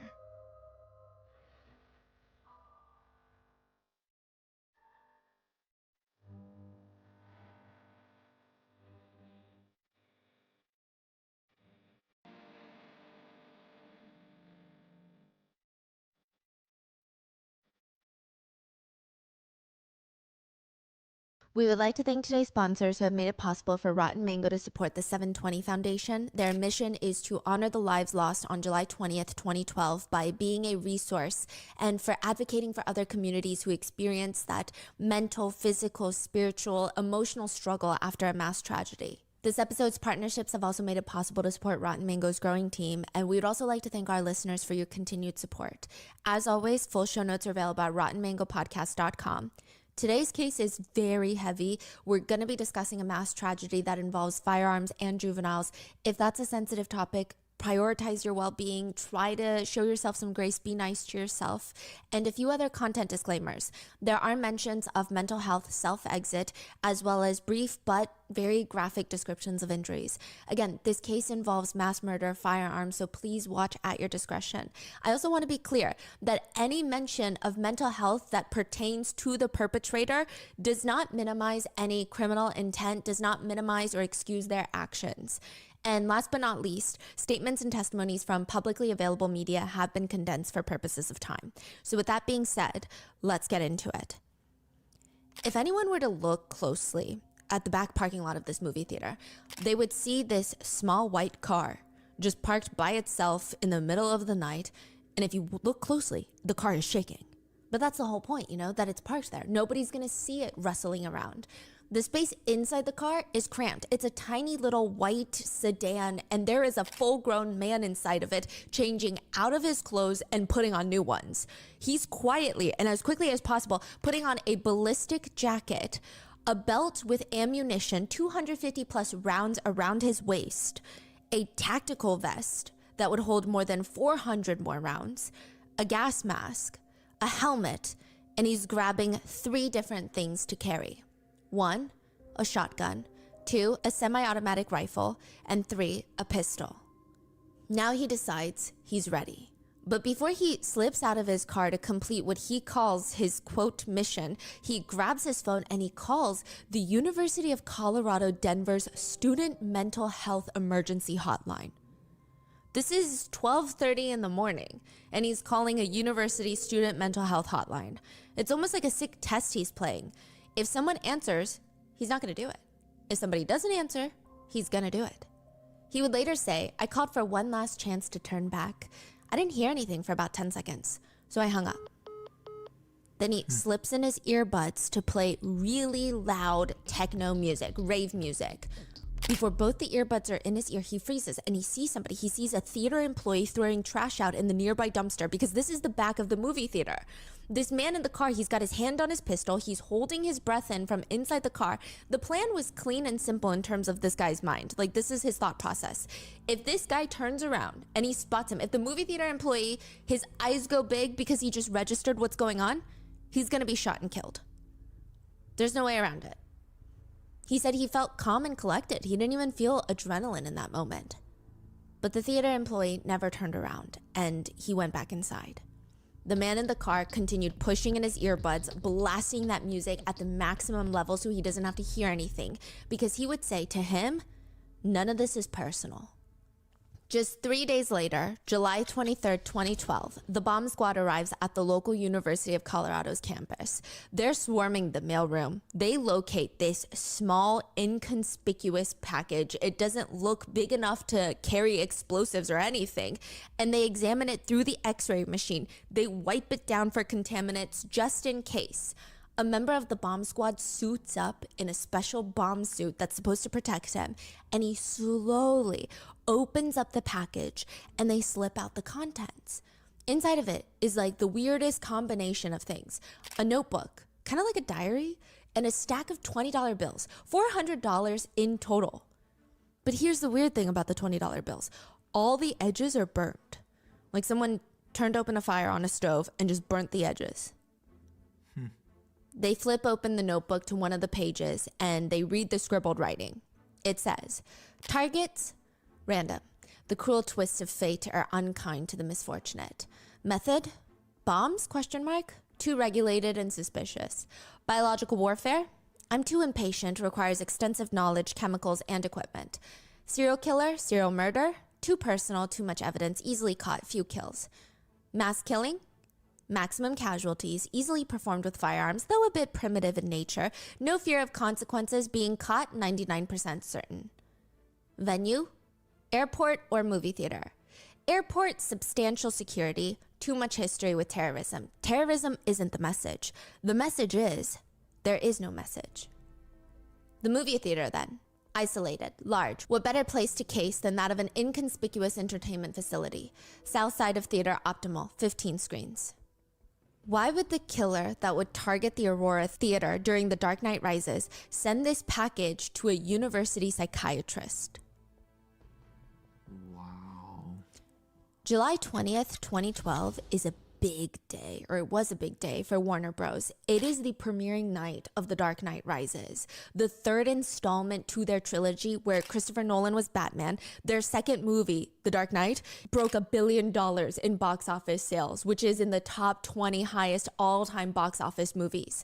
The Century 16 Theater in Aurora, Colorado has multiple showings that night for the premiere. Now, one of the most anticipated sold-out premieres was at 12:05 a.m. Both Theater 8 and Theater 9 are going to be showing the movie at exactly 12:05 a.m. right next to each other in tandem, just 5 minutes after midnight. Century 16 doesn't sell assigned seats though, so you purchase a ticket for a seat in the theater and that's it. The seats themselves are first come, first serve, which means by 10 p.m., the whole parking lot is just bustling with activity. 2 full hours before the movie even starts, cars are pulling up, the parking lot is packed, the attendants are standing at the Theater 9 down the hall, Theater 8 down the hall, Theater 9 down that way. Everyone's rushing in. They're trying to get the best seat in the house, which sounds miserable, but it wasn't. I don't know, maybe it has to do with the specific people or just the energy of that night or the excitement that it's a midnight premiere showing. Pretty much all the 400 seats in Theater 9 are taken. Nobody's going to get spoiled since it's not all over social media. They're going to be one of the first to see this movie. And adding to that, if you're coming to a midnight premiere of a movie, you're a good fan of that franchise. And so everybody has this shared common interest of this movie. It feels like pockets of families and friends coming out, but it does feel like one big community, is what a lot of people said. Because they're all really passionate about the movie. You don't go to a midnight premiere if you're just like, whatever. Yeah. There would be one person standing up every 15 minutes screaming, 1 hour left, 45 minutes left. And then people would start cheering because they're so excited for the premiere. There would be people dressed up as Batman. There's one moviegoer by the name of Sully. It was actually his 27th birthday. And he's at the theater with all of his coworkers celebrating his birthday. He is this 6'5". They call him like a huge teddy bear. That's what they said. And there's just a lot going on. It's his 27th birthday. It's 2 days away from his first wedding anniversary with his newlywed wife. He had brought this Batman hat to wear during the premiere. And he saw this little boy who really wanted it. So he gave it to him. This is our new Soho sneaker. Typically waterproof.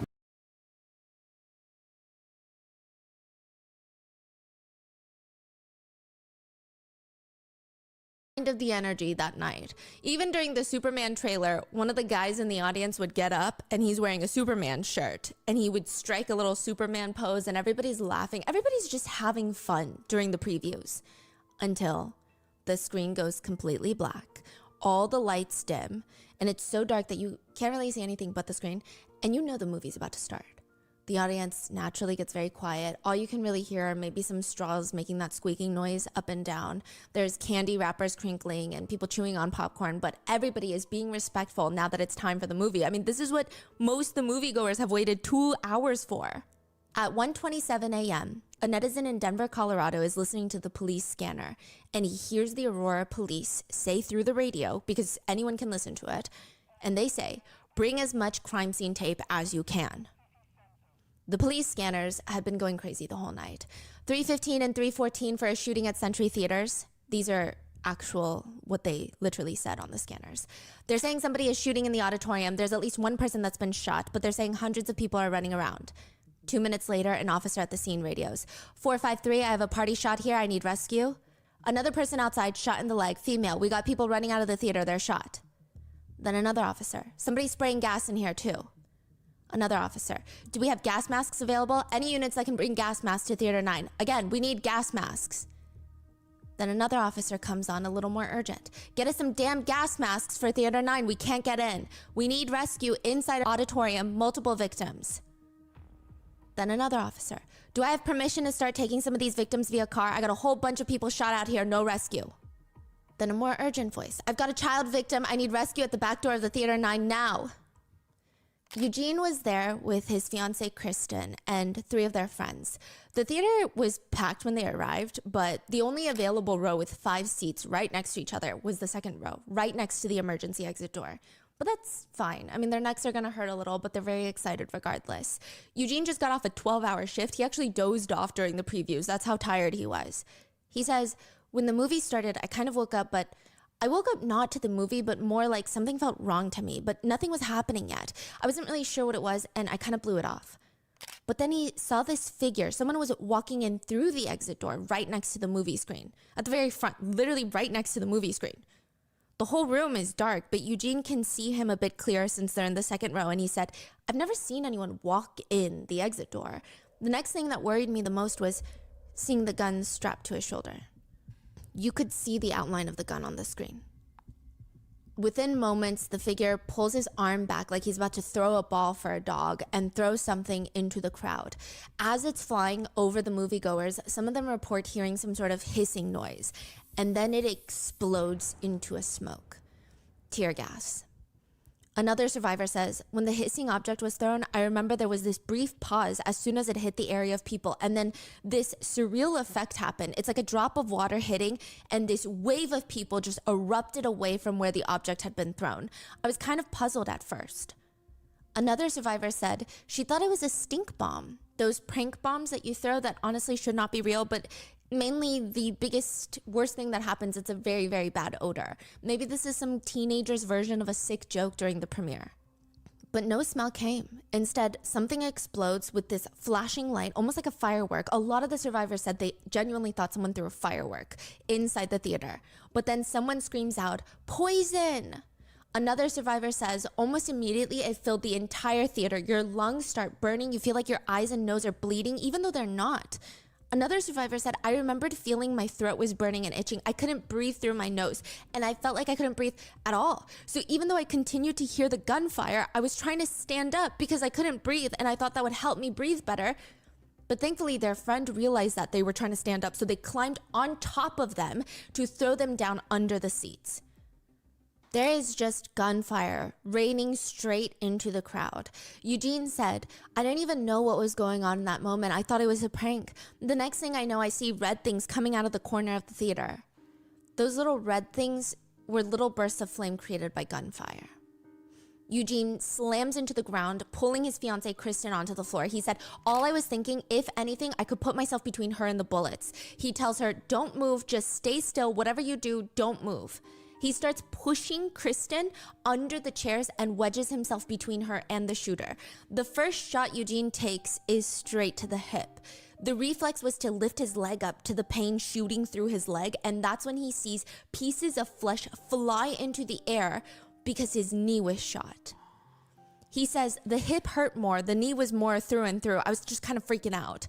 About a dozen rows behind Eugene were Brent and his best friend Jessica. Brent says, of course, mass panic, chaos, people screaming. We stood up and we started to make our way to the right of our exit row. We got down one seat length and I realized that people weren't moving fast enough. So I pushed us onto the ground. At that point, I started to feel the spray of popcorn and soda just all around. And I noticed Jessica's tone. She went from screaming, call 911, someone call 911, to just screaming.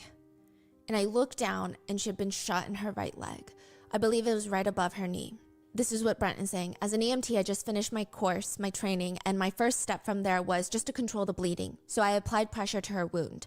There was a confused spray of popcorn and soda or whatever was going on. Shots continued ringing out. I noticed at this point, Jessica's screaming had stopped. She had sustained a shot to the head, in which case brain matter was exposed. It was at this point I crawled a little closer to Jessica and I prayed over her. I didn't really know what to do. It just felt right. I gave her the best send-off I could, and at that point, my medical technician training kicked right in. He said he got up and he could hear people screaming in the crowd, help me, someone help me, somebody please. He told the voice, put pressure on it, everybody put pressure on it, help is coming. And it seemed almost right at that moment, personnel in uniform would enter the auditorium. One survivor recalls being on the ground, the lights are off, taking cover, and feeling that her entire face was getting wet. She assumed it was soda that had spilled on the floor. But when the lights finally came on, she saw it was blood. It was somebody else's, it wasn't hers. Another survivor said, at first I was in the fetal position, laying on my right side with the front of my face facing the screen. Pops were still going off, and so I just tried to cover my face, and then for a moment, the pops stopped. So I got up and I was gonna try and leave, and then all of a sudden I felt my side was soaking wet. It was warm and I knew that I had been shot. I couldn't see anything, but when I looked down, at the time I was wearing a light gray t-shirt, and I looked down and I could see just blood starting to pour out of my stomach. Then my intestines and my stomach actually fell out. I had to bend down and actually catch my intestines and push them back in. Are you saying like they got up and they got shot? Yeah. Like after they got up? Yeah. I saw the majority of my calf had also been basically fallen off. It was just hanging on by a piece. Another survivor said they were laying on the floor after getting shot. They were terrified to get up. They looked down and saw their leg, and they said, I saw a big gaping hole in my calf. It felt like somebody took a rusted railroad nail and was grinding it into my leg. I almost believed that my arm was completely blown off because of the pain. The officers rushed to whoever they could find, whoever seemed like they needed the most urgent care. Katie was one of them. Katie was 9 months pregnant, and she was crouched over a young man's body near the first few rows. The young pregnant woman, Katie, had been doing everything to keep her husband, Caleb, alive. He had been shot through his eye, right in the head, and she was screaming, he's breathing, but he's choking on his blood, he's breathing. She had poured a bottle of water on him to try and clear the blood because he was choking on it, and the police had to nearly rip her off of her husband to get her medical attention. They looked at Caleb and felt that his wounds did not appear to be survivable. The priority was to get Katie and her unborn baby to the hospital. Katie said, I had to save our unborn child because I thought Caleb was going to die. And I thought to myself, that's going to be the last piece of him that I have. I have to save him. So I grabbed his hand and he actually squeezed my hand. And I told him that I loved him and that I would take care of our baby if he didn't make it. We ran towards the exit. We jumped over people that were laying on the ground. I don't know if they were alive or not, but we jumped over their bodies. We ran to the exit and I was wearing flip-flops. So I remember as we were running out the exit door that I slipped in blood. The cop actually caught me because it was a lot of blood. Katie and her friend, a girlfriend she had come to the movies with, along with her husband, Caleb, they had both been conscious and they were both told to wait at the curb outside of the movie theater near the back. That is where they saw another couple that were in shock. And at one point, a girl walks over, sits down next to Katie and just whispered, I think my boyfriend is dead. I'm pretty sure he's dead. And Katie didn't know what to do, so she just hugged her because they were all in shock. And Katie said when she had put her arm around the girl and took her arm off, she just saw chunks of blood all over her arm. Katie was told to wait, and she was taking in this chaos. Officers are rushing in, people into cars, loading them in. She says, I remember them loading one girl in and they said, I don't think she's going to make it. I don't think she's going to make it to the hospital. And then she sees Caleb, the father of her child, her husband, getting pulled out of the theater. And she says, I remember they pulled him on the sidewalk. I could see that he was still breathing. They laid him on his side because of all the blood was just pouring out and they didn't want him to choke and inhale the blood. The officers moved the girls again away from Caleb. She had no idea what was going to happen to him. Officer Grizzle sees Caleb. He had already made multiple trips to the hospital since there weren't many ambulances ready to take them yet. And he's screaming, help me! Other officers rush over, they load Caleb into the back of the car. And Officer Grizzle, as he's loading Caleb, he thinks Caleb is gone. He said the injuries to Caleb's face, the trauma to his face was unrecognizable. But he's breathing, so there's hope. He's covered in blood and, quote, gurgling on his own blood, but he's breathing. So he starts booking it. He's driving as fast as he can to the hospital. He says he made some of the most awful noises I've ever heard. I could tell he was dying. I could tell he was gurgling under his own blood. And then he would stop. And then I heard nothing. So I would yell at him. I yelled at him, don't fucking die on me. Don't fucking die on me. And he would start breathing again. And then I would start breathing again. And then I would continue. And then he would stop again. And then I would yell at him, don't fucking die on me. We're almost there. And he would start breathing again. And then I got to the hospital. One part many survivors say they'll never forget is during the shooting, for most of the shooting, most of the lights were still off and the movie was still playing in the back. So it just made it harder to understand what was going on. When officers had arrived at the scene, the chaos was really bad. They can see tear gas just permeating the whole building. That's how they describe it. A few of the officers were running straight towards the door while everybody is screaming, running out the door. And they're screaming, get out the way, get out the way. The officer at the scene, Officer Butler, said, I've got my gun in my hand. And as soon as you enter, you're like, all right, here in the next 30 to 45 seconds is where I get shot. But here we go. We've got all these people running out and screaming. Who's the bad guy? I don't know. And then it happens. Officer Butler is staring down the barrel of another gun. Another uniformed officer. He said, your mind is going 100 miles a minute, but once we had that oh shoot moment when, the two of us, two cops are pointing guns at each other thinking we're both the bad guy coming in opposite doors, it's kind of a mental reset. So they join forces to find the shooter, but instead they run into another figure wearing tactical gear. SWAT gear, what the SWAT teams wear, the bulletproof vest, the tactical gear. Black Kevlar helmet, gas mask, standing beside a white car parked in the back of the theater. And the two officers thought, okay, it's one of their own, maybe SWAT team member. Until they realized the gas mask is not a police-issued gas mask. And then his body language, there's no sense of urgency in this man's body language. He's not rushed and on high alert like all the officers arriving. So they got outside and they just saw him standing there? Yes. Just watching? No, trying to get into his car. But he's not rushed. Oh. The figure is not an officer here to protect and save. He is the killer. They immediately arrest him, disarm him, and they said he pretty much, quote, surrendered. They had to take off all of his clothing to get rid of all the weapons he had strapped on. He smelt horrendous, they said. I don't know, that was the first thing they noticed. And his pupils were massive. They were heavily enlarged. Is there another shooter? Is there another shooter? They were screaming at him. And he just looked at them and smiled. He refused to respond. But the damage was already done. On the other side of town, Tom Sullivan gets out of bed and he works at the post office, which means every morning he gets up at 2:40 a.m. to get ready for his 4 a.m. shift.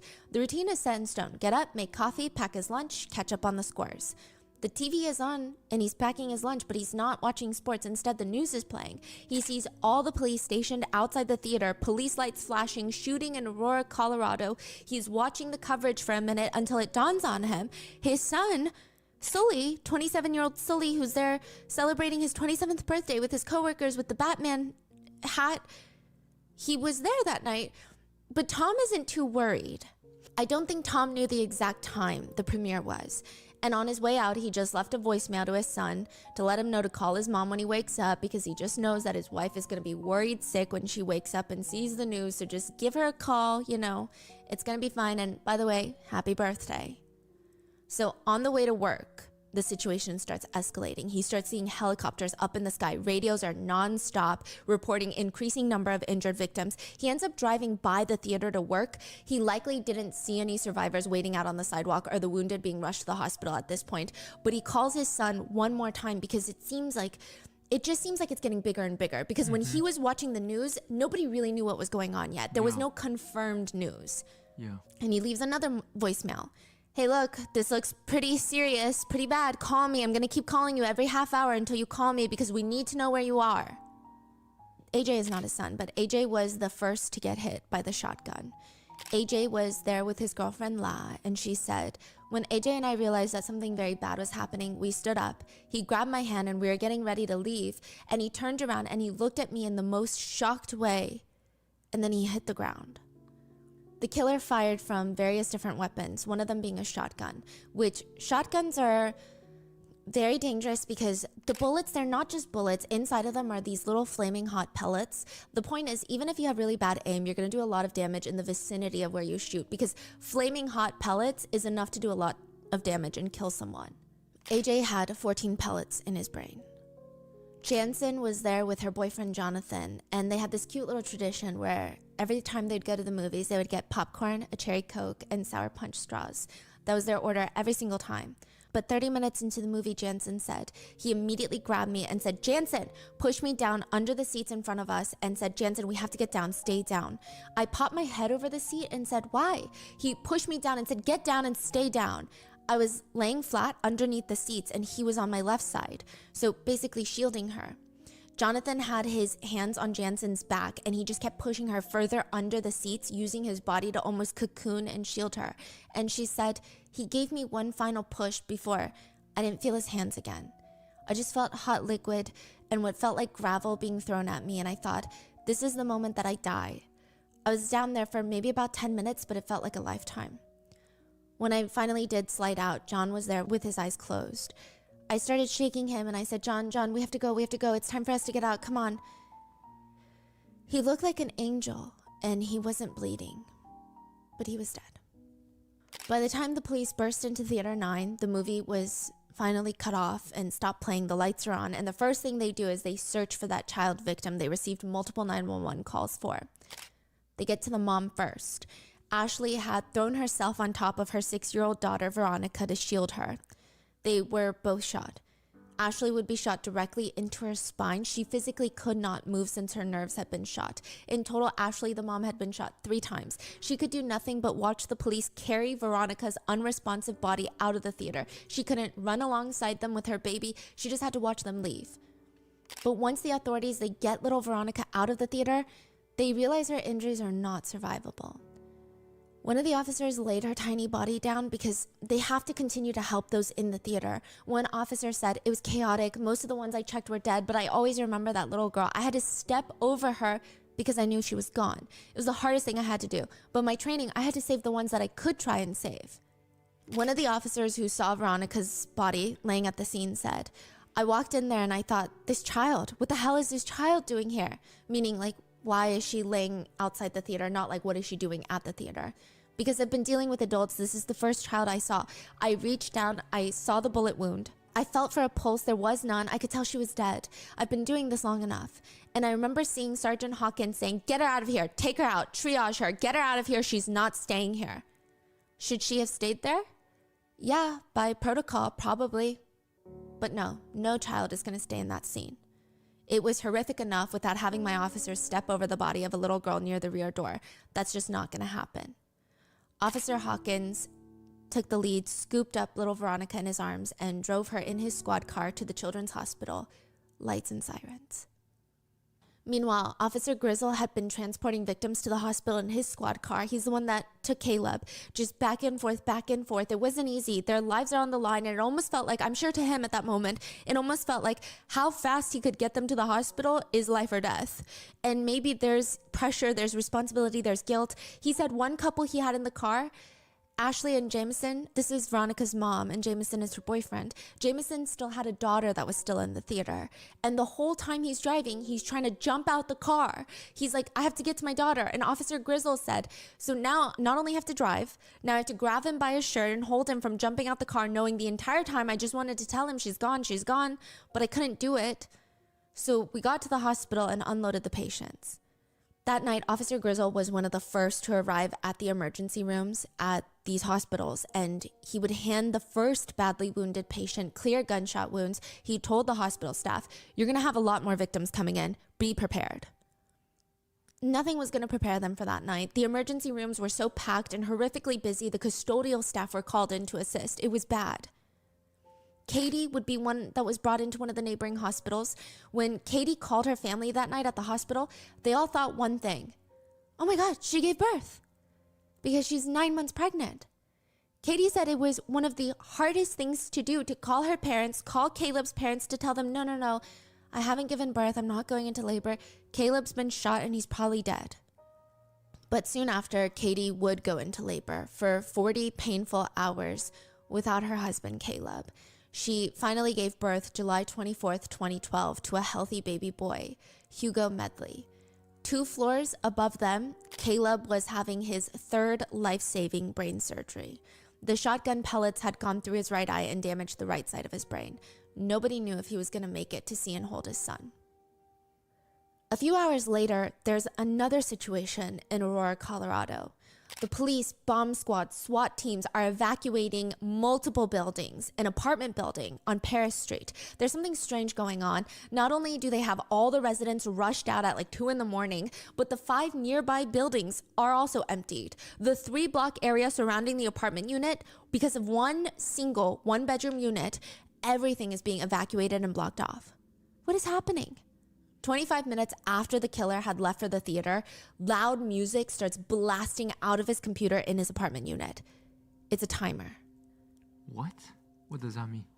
So when the killer leaves his apartment, he presses play on his computer. There's 40 minutes of silence. And then after 40 minutes, just loud techno music at the highest volume is blasting. This would have been around midnight. Caitlin, a 20-year-old college student, lives in the same building, actually lives underneath that unit. And it's so late, she doesn't want to be a noise complainer. She's also a college student. But this is excessive. She goes upstairs, knocks on the door. Nobody's answering, but clearly somebody's home having a blast. She reaches for the door, and instinctively she turns it, and the door is unlocked. Now, she can walk in and look for this person, ask them to turn down the music, but for whatever reason, perhaps privacy, Caitlin does not even peek inside or open the door. She just turns around, goes back down to her apartment, and almost at exactly 1 a.m. the music stops.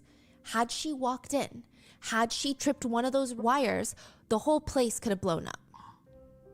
What? He wanted this as a distraction. He wanted someone to blow up that whole apartment building so all the police, all the ambulances would be at that apartment building and he would have more fatalities in the movie theater. Wow, no way.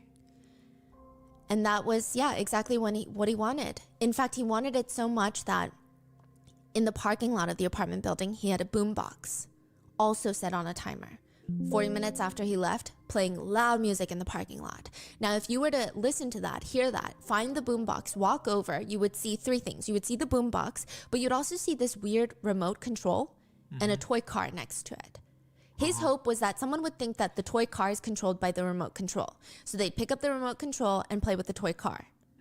But it's not connected. That remote control is only connected to the trigger points of the explosives in his apartment. But when you see them together, you would pick it up and think, oh, this is a remote controlled toy car. And you might want to play with it. That was his hope. Someone would play with it. Right, but nobody did? Nobody did. Someone actually did come and see, and they just took the toy car. I think it was a younger person. Wow. They did not play with the remote. Now, FBI agents, along with the police, they attach a camera to a 12-foot pole and push it inside the apartment, and the whole place is booby-trapped. One wrong step, one wrong push, one wrong move. I mean, the whole place could have blown. There's several nearly invisible tripwires connected to 1-liter plastic bottles containing unknown substances that are 1,000% explosives.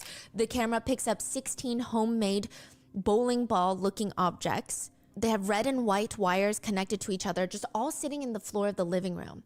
There's 11 green soda bottles filled with gasoline and several pickle jars filled with homemade napalm, which is made of melted styrofoam and gasoline.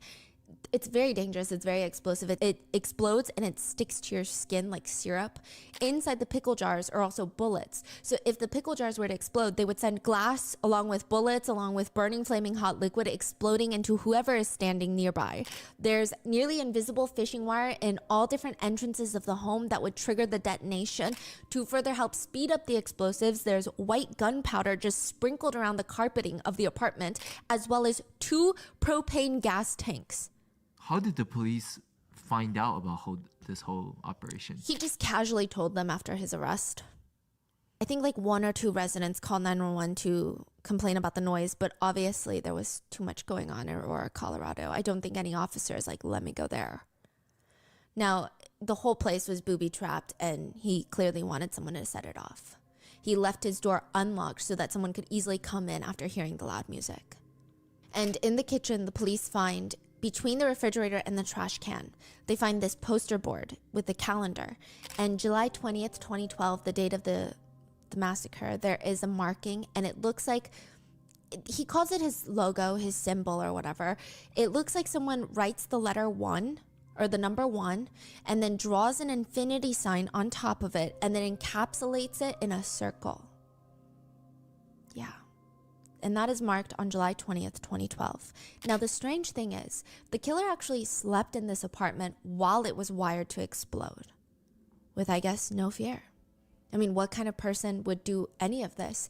They have the killer in the police interrogation room, and they're able to walk through his courses of actions, the steps that he took. He had parked his car in the back, nearly empty parking lot of the movie theater where the dumpsters were. He walked around to the movie theater entrance, walked in wearing very casual clothes, baggy pants, beanie, tan-colored shirt. On his way in, he even holds the door open for somebody. Nobody noticed anything strange about him because nothing was strange about him. His behavior is incredibly normal. He's not carrying a giant, big, oversized jacket in the middle of summer. He looks like every other moviegoer. His ticket is for Theater 8, but instead he walks into Theater 9. And he sits at the right side, front row, near the emergency exit. When the movie began, about 30 minutes in, he gets up from his seat, pretending to take a phone call. So he's got his phone up to his ear, and a lot of moviegoers said, yeah, I saw that, and I thought, oh, he's leaving because he got a phone call that's important. He walks out the emergency exit that leads into the parking lot where his car is parked. And a lot of moviegoers remember seeing him exiting, but they didn't know that he lodged something in the door so that he could come back in through there, because exit doors typically automatically lock once they're closed. He gets into his car. He takes painkillers. He said he took the painkillers in case he was injured or shot in the process so that he could keep going through the pain. He changes into tactical gear, gathers all of his weapons, and re-enters the theater. He throws in a canister of tear gas and then opens fire. And now they have the killer. He's in the interrogation room and they're watching him. He's got this sweaty mess of badly dyed red hair. He's slumped across the desk with the detectives, and his shirt is half on. At one point, he's completely shirtless, but for a good portion, he's got his chest and one of his arms out. And the chilling part is he's very calm. That's the first thing you notice. He's so calm. He actually appears bored, trying to find things to keep his hands busy. He's not anxious. It's not like he's fidgeting because he's so filled with anxiety. He just seems incredibly indifferent, like he is waiting for the DMV to call his name. Even when they ask him to spell his last name, which I saw people in the comments talking about how the detectives are dumb, and they very well might be. I don't know how they handle all their cases, but in this particular case, this is what they're supposed to do to show that he's coherent and sound of mind right after arrest. So they ask him for his name, they ask him for his birthday, they ask him to spell his last name, and he coldly responds like Sherlock. Like he's basically saying, that's how you spell my last name. Yeah. Could we get your name? I already gave my name. Okay, I haven't talked to anybody who has your name. If you could just tell us what your name is. It's James. James, okay. Holmes. James what? Holmes. Holmes? How you spell that, please? Like Sherlock. Okay, so H-O-L-M-E-S? Yes. Okay. The interrogation is notably only 4 minutes long, because almost immediately after the interrogator reads him his Miranda rights, he asks for an attorney. Which is wild to think that he doesn't want to incriminate himself when he clearly wrote in his diary that now the police have in their possession because it was found in the mailroom, remember? That he mailed it to a university psychiatrist. He was detailing all of his plans. He said that he believed in something called human capital. How did they find out about this whole mailing thing? That he mailed it? Oh, he tells them. So during the interrogation, he does tell them some things. Yeah, but just like very blunt. Like, also, my apartment is like rigged. It's gonna blow. But he doesn't necessarily talk too much about the actual incident inside the theater, the crime inside the theater. Now, inside of it, he writes about human capital. He writes, the concept of worth, how much a person's time is worth. A surgeon's time is worth more than a janitor's time, right? But life is priceless. You can take away a life and your human capital is limitless. He explains that it's more important for a killer to kill more than just one person because it increases the worth of the person doing the killing in a mathematical way. He's saying like time is money, right? And people have currency, there's money, but there's also human capital. How many lives you take is your human capital. Every life you take, you add to your human capital. What? Okay. Yeah, the mathematical formula would be based on number of people killed, your own perceptions of what life is worth, your contribution to society in a meaningful and positive way. He states that he wants to kill because he wants to get out of his depression and increase his human capital. This is the way to do it because, quote, what is the meaning of life? What is the meaning of death? If you destroy all life, then there is no question to be asked. He admits that he hates humanity, but kind of like how one hates broccoli. Not in a fiery, angry, passionate hate. He says, well, I just don't want to eat broccoli, so I kind of avoid it, be averse to it. Instead of being like angry at broccoli and like chopping it up or something, I think it's just because I'm indifferent. It's indifferent hatred towards mankind. It's more of being averse to mankind, kind of wanting to be alone, solitary. He states that his crime was less to do with his hatred for humanity and more so he just wanted to get out of his depression by increasing his human capital.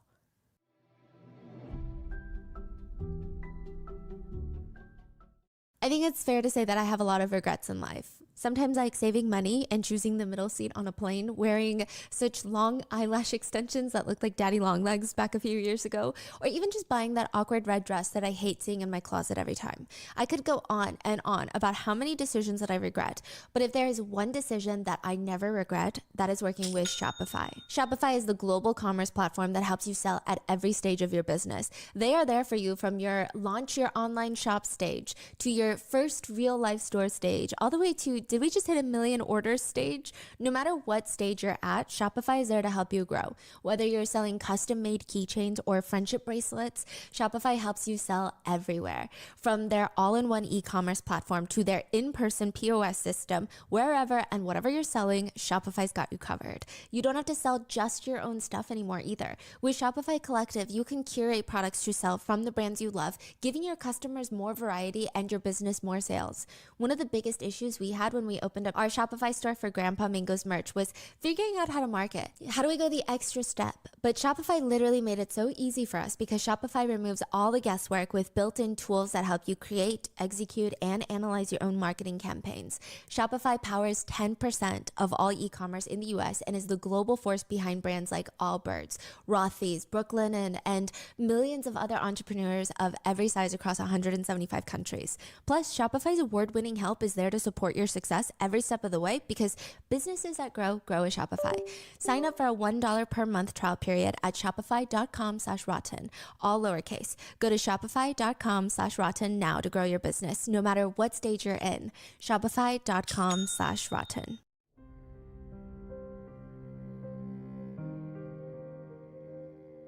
When I was in debt, there was a time where I felt like I would lose my friends.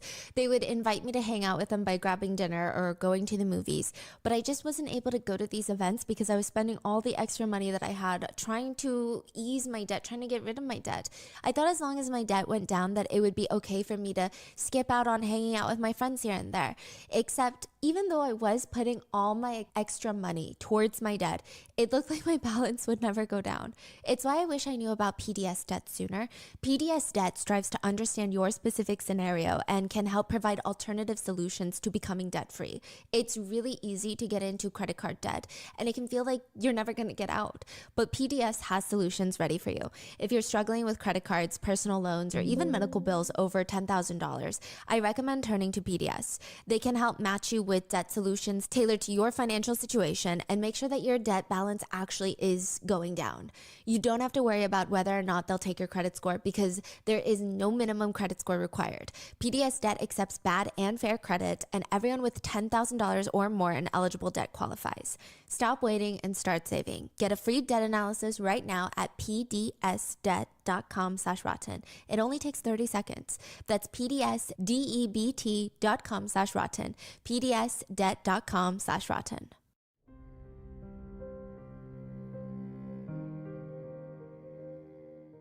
The defendant's attorneys start working on the insanity defense pretty much right off the bat, which means there's not going to be a police interrogation that people can try to better understand his motives. Instead, here's what the public finds out after his arrest. This is what they know of the defendant at the time. The defendant graduated with a bachelor's in neuroscience from the University of California, Riverside. He is now studying as a neuroscience graduate student in a very competitive neuroscience program. They take in at most 6 people per year. He is one of them. Even in the group of 6 really smart students, one of his peers said about him, in class he didn't really take notes, so that was something that made me very jealous because I was always vigorously writing notes down. It seems like he got a lot of the work done in his lab and he seemed very successful. I remember thinking, wow, he's very smart, he's very intelligent. She continues, he's kind of quiet and kept to himself. He did kind of have a quirky sense of humor. We were part of a group of scientists though, so I think that everyone's a bit odd. Maybe he was a little bit more odd than the rest of us, maybe more socially awkward. In his application to his grad school program at the University of Illinois, which he didn't end up going into, he went to the University of Colorado, Denver, he writes, I've always been fascinated by the complexities of long-lost thoughts seemingly arising out of nowhere in a stream of awareness. These fascinations likely stem from my interest in puzzles and paradoxes as an adolescent and continued through my curiosity in academic research. Researching, learning, and memory interests me because these are the very cognitive processes which enable us to acquire information and retain it.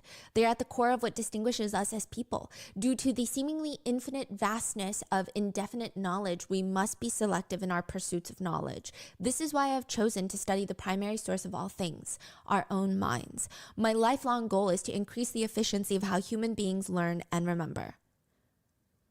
Even in the academic world, his peers have described him as being socially reserved to the point of appearing disinterested and socially awkward to be around. Soon after, during the court proceedings and from people coming forward, we learn a little bit more about him, that he did have some weird conversations with his ex-girlfriend prior to the crime. But like a lot of his other friends, they all thought, yeah, it's odd, but also everyone in neuroscience is kind of odd. Like all the scientists are a little bit odd. Perhaps he's trying to be overly philosophical, or maybe he's even a pseudo-intellectual trying to be edgy and thought-provoking for the sake of being different. That's kind of how his text messages sound. He would be having a regular conversation with his ex about their favorite cuisine types, and he would just state, I don't know how there can be cannibal tribes. You don't know how there can be cannibal tribes? Wouldn't they just eat each other until nobody is left? Haha, they only eat the weak though. Survival of the fittest. Also, they eat people like you. But the defendant responds to his ex-girlfriend. Weak is relative though. As soon as you eat someone weak, the next weakest is next. And then a few days later, he would text her, "What's up, Buttercup?" So again, insinuating it's not that alarming because it seems like he's trying to be this edgy person. Or a few weeks after that, he'd text again. "How's it going? Really, really, really tired. Couldn't sleep much last night. Serial killers keeping you up?" "Actually, this time, yes. I was asleep for an hour and I had a serial killer dream and I couldn't sleep after that." "Well, I won't let them get you." A few weeks after that, he asks his ex over text if he should sleep, play Skyrim, the game, or read. And she responds, "Skyrim, slay those damn dragons. Fuck the future for once. Do what you feel like doing. It's Sunday afternoon." "Well, what I feel like doing is so evil, so I can't do that." "What do you feel like doing?" "Video games are the next best thing through escapism." "Wait, what is so evil that you want to do?" "Kill people, of course. That's why I live in the future." By the ex's response, it's clear that she doesn't really take it seriously, which a lot of people can see why. The tone of most of his messages are always very dark, but in a sarcastic tone. "Kill people, of course," kind of sounds like, duh. Yeah. It doesn't sound that serious. His ex responds, "Killing people is too much effort. You'll end up locked up. Most people are not worth what might happen to you because of the act. That's why you kill many people." Even then, at least personally, I'm selfish and I have too much of an idea of self-importance. Most people aren't worth jack shit. Even if you go postal, what's it worth? What do you gain? There's no way to do it and not get caught. But the only way justice can be served is by taking away your time or your life. Why do you care so much about justice? If you wait till the end of your life, then there's nothing to lose. But why would you want to kill? As in, why would you decide this is the end and kill? When you could live more, experience more things, why would those people be worth ending your life? It's the end, though. No more experiences. Why? How do you get to decide that it's the end?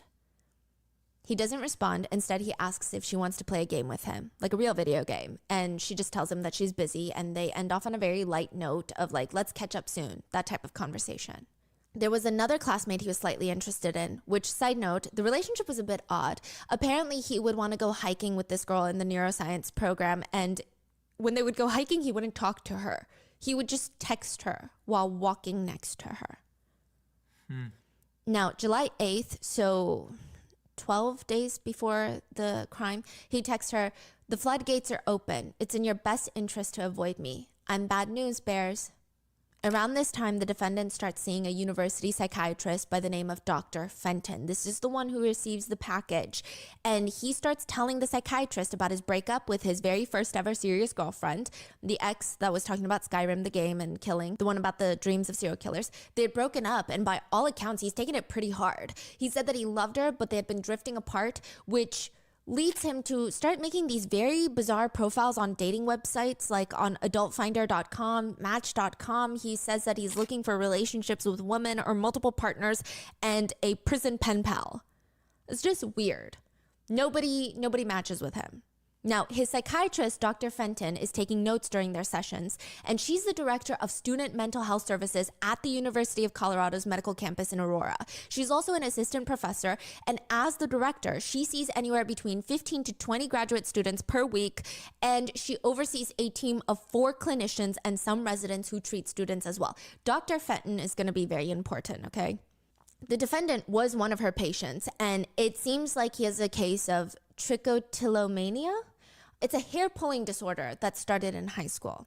Mainly during stressful times, exams, interviews, he would just like pull at his own hair, and that would lead to hair loss. Even if it's not visible, this is a diagnosis that people can get. It's just reoccurring, consistent pulling of one's hair. The patient said that he felt no shame in his hair-pulling disorder. He didn't feel embarrassed by it, which is odd because most people do. They try to hide it. And he said that, I'm not embarrassed, but I would rather not people know because there's no reason for them to know. He does later write in his journal, "First bald spot was in 10th grade on the back of my head. When someone mentioned it, I was going bald. I switched locations. Sideburns late high school, widow's peak early college, under chin and jaw late college, most recently eyebrows and eyelashes." But the sessions weren't really about the hair pulling. They were about his feelings about his breakup and his intrusive thoughts of wanting to kill people. He stated he felt angry towards even his psychiatrist, Dr. Fenton, because she described him as not being a communicative person. He perceived Dr. Fenton as not wanting to communicate with him because she had already accomplished her goal from his perspective. He felt like the only reason she's seeing him is to prescribe drugs. Thank you, Kaiser. He called her a mind rapist and a pill pusher. He particularly got angry on one occasion when she refused to tell him her philosophical outlook to the meaning of life. And he told her, which his is, there's no right or wrong. Yeah, side note, he has a very nihilistic view of life where he believes that there is no inherent meaning in life. There's no purpose or value. Typically, this means that there's also a rejection of moral absolutes, that there is nothing morally correct or wrong, good or bad, that humans cannot make that call because humans lack objective validity to even begin with. Which, if you look at it super positively, you could say that nihilism means that humans should be free to create their own meanings and values without other people predetermining theirs. But if you look at it super negatively, which a lot of people do, it's just a very depressing, morally gray outlook on life of nothing matters. Yeah. The defendant told his psychiatrist before the crime that he felt a level 9 out of depression of a scale of 1 through 10. But after he starts putting his little plan for his mission, that went down to a 5. So he starts writing in this journal that he titles Insights into the Mind of Madness, where he had his little logo with the symbol and the circle. He called it the ultraception that represents, quote, an alternative concept or idea. He scribbles it all over the journal, and he writes about the death problem. So he says that he wants to self-exit. That's what he's writing about in his journal. But he's like, well, is there any way for me to live without self-exiting? 1, ignore the problem.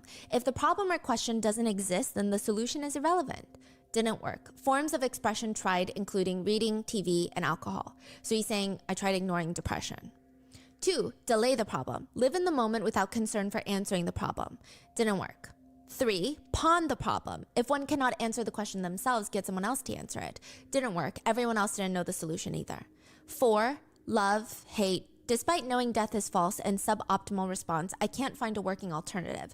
If all of life is dead, then the question is, why should life exist? What is the purpose of living? Now, a lot of people have tried to make out the defendant to be this genius madman because he's a neuroscience PhD student, right? And I mean, generally speaking, it is a very impressive accomplishment. He does have a relatively high IQ of like almost 130, I believe, but nothing about what he writes is that of a tortured genius, which that we cannot understand. This just sounds like every other depressed person that I know, but with one caveat. He seems to be depressed and he wants to take it out on humanity.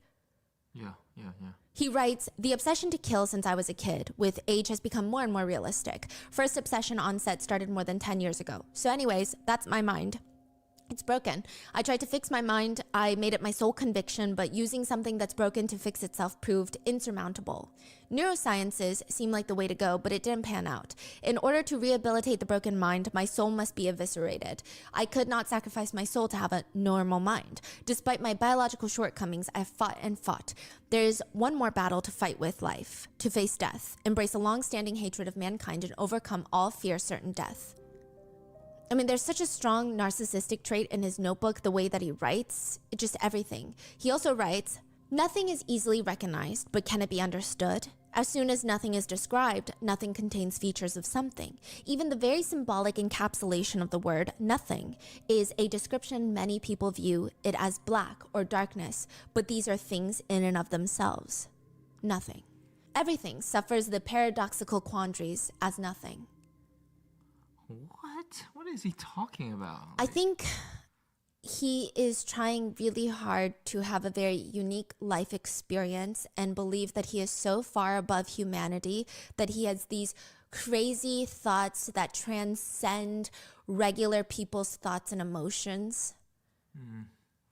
Some netizens have stated, this guy is not smart, okay? He's just a pseudo-intellectual. The next page, he writes about being insecure about his private parts that were on the smaller side when he was a teenager. And then he writes, the weak are most likely to perish in trying times. Likewise, the strong are most likely to overcome. Why do the average and strong support the weak? This is easily answered. In trying times, the weak will fall. They act as a buffer. Furthermore, when the weak die, the average and strong become weaker. So he's saying the only reason that people protect the weak is not because we have hearts and morals. It's because they are the buffer from other people getting weaker. Yeah, they're saying they're the buffer from their next. Yeah. It's, again, a very bizarre, grim outlook that is, again, reminiscent of pseudo-intellectual talks. Yeah.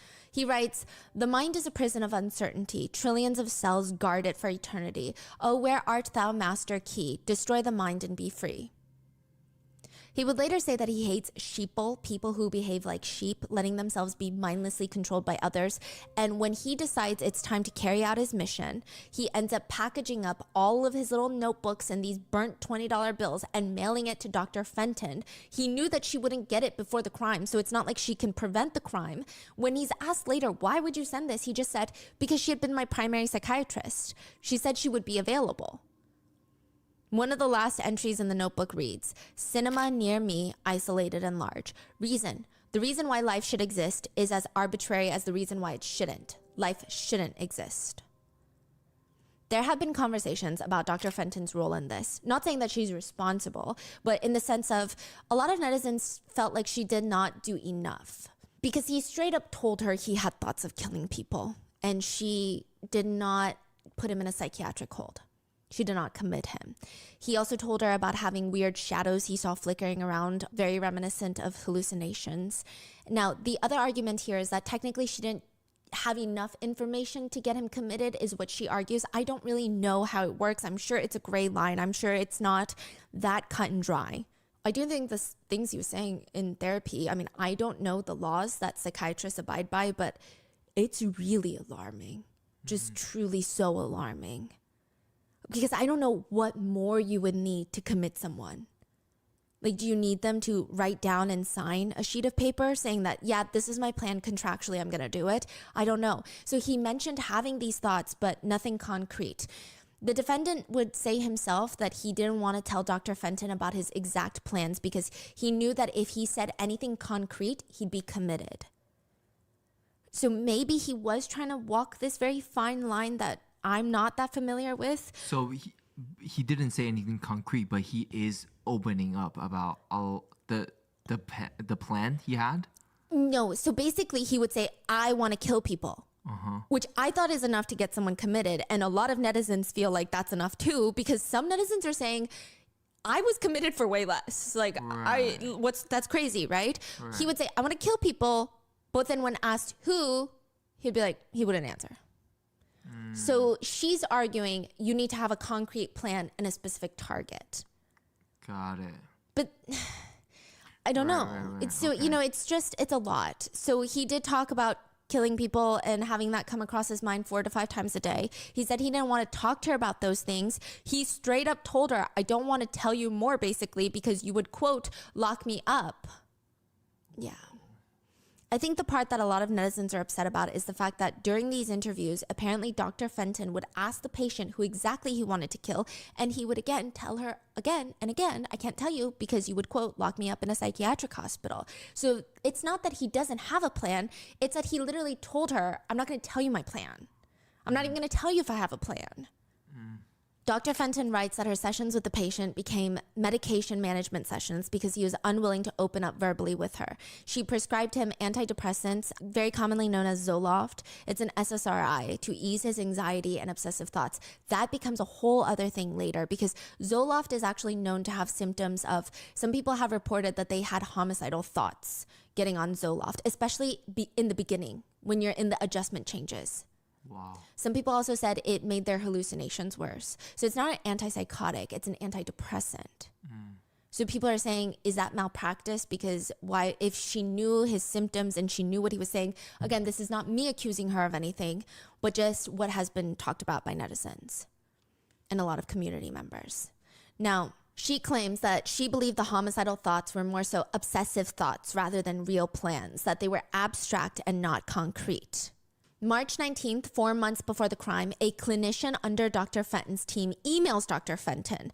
I saw a student late Friday who I hope you would be able to see, and soon if possible. He is the most anxious guy I have seen and has symptoms of OCD, but most concerning is he has thoughts of killing people, though I do not think he is dangerous. He said he did not want to tell me everything he is experiencing as I might have to report it. The reason I think it might be best for you to see him as I think it might be best to keep him in our system. What do you think? Then another email. His name is, and he may email you because he has trouble talking on the phone. He said it's very hard to come in. Problems concentrating, anxiety around people, and public speaking. He says he wants to kill other people. It's very hard to interview him as he would just stare and take a long time to answer. Oh, side note, and the reason that I'm redacting his name is not because I think he deserves privacy, but because he did have a sense of he wanted to gain notoriety out of this. Now, it appears March 2012 is the first documented time that the patient verbalized to the psychiatrist his thoughts of wanting to kill people. The part that people have a problem with is in both the emails, they literally state that he wants to kill people and they don't really do anything, they don't commit him. April 17th, 2012, 94 days, about 3 months before the crime, Dr. Fenton writes in her notes, following termination of friendship with girlfriend, increased obsessive thoughts, won't give any details, won't answer regarding plans, homicidal ideation, no self-exit ideation, angry that I won't tell him my philosophical ideas of the purpose of life. Patient will angrily say, I told you all of mine, are you just a pill pusher? Psychotic level of thinking, guarded, paranoid, hostile thoughts he won't elaborate on, very tentative therapeutic relationship, is taking some meds but reluctantly, is coming in for appointments, seems to be functioning at work. Safety, no evidence of imminent threat. I'm worried about homicidal ideation more than self-exit ideation in this patient, though he is very guarded and doesn't reveal much. Then June 11th, 2012, about a month before the crime, another session concludes, and Dr. Fenton's notes read, after I asked how his comp exam went, he reports he failed it. Test was last Thursday, he found out Saturday. As usual, he seems inappropriately nonchalant about this. He's basically quitting his grad program. Says he doesn't really like the program anyway, and he doesn't plan on retaking the test. Thinks he will quit the program and look for a job. Knowing his history of anger and homicidal ideation towards seemingly most of the human race, we proceed to assess the level of dangerousness. He does not appear depressed or showing that he would like to self-exit. However, he continues to make hostile comments to both me and my other doctor and seems more paranoid than on previous visits. After about 20 minutes, patient said he had to leave to go talk to his grad school advisor, got up and left without thanks, goodbye, or any other parting remarks as per his usual demeanor. Significant worries remained about the dangerousness of this student, particularly the potential for violence against others, given his long-standing fantasies of killing as many people as possible, his caginess in discussing any details regarding methods, targets, timing, his refusal to give us permission to contact anyone who could give us collateral information or speak on his behalf. Unclear timeline of his mental health status and past history. Has he always been this odd and angry, or is this new? Suggesting a psychotic break, substance-related psychosis, or a medical illness? ? And what's crazy is the bottom of that note reads, does not currently meet criteria for a mental health hold. He is not gravely disabled and has no evidence of self-exit. All right, I'm going to end here today. Yeah, this is Ellen Joe drawing. Yeah, I'm Giovanni Hall Art. And if you like what you see, feel free to follow me on Instagram, Twitter, Tumblr, Twitch, YouTube, TikTok, Patreon, all that good stuff for more. All right, I hope you guys have a good one. Bye.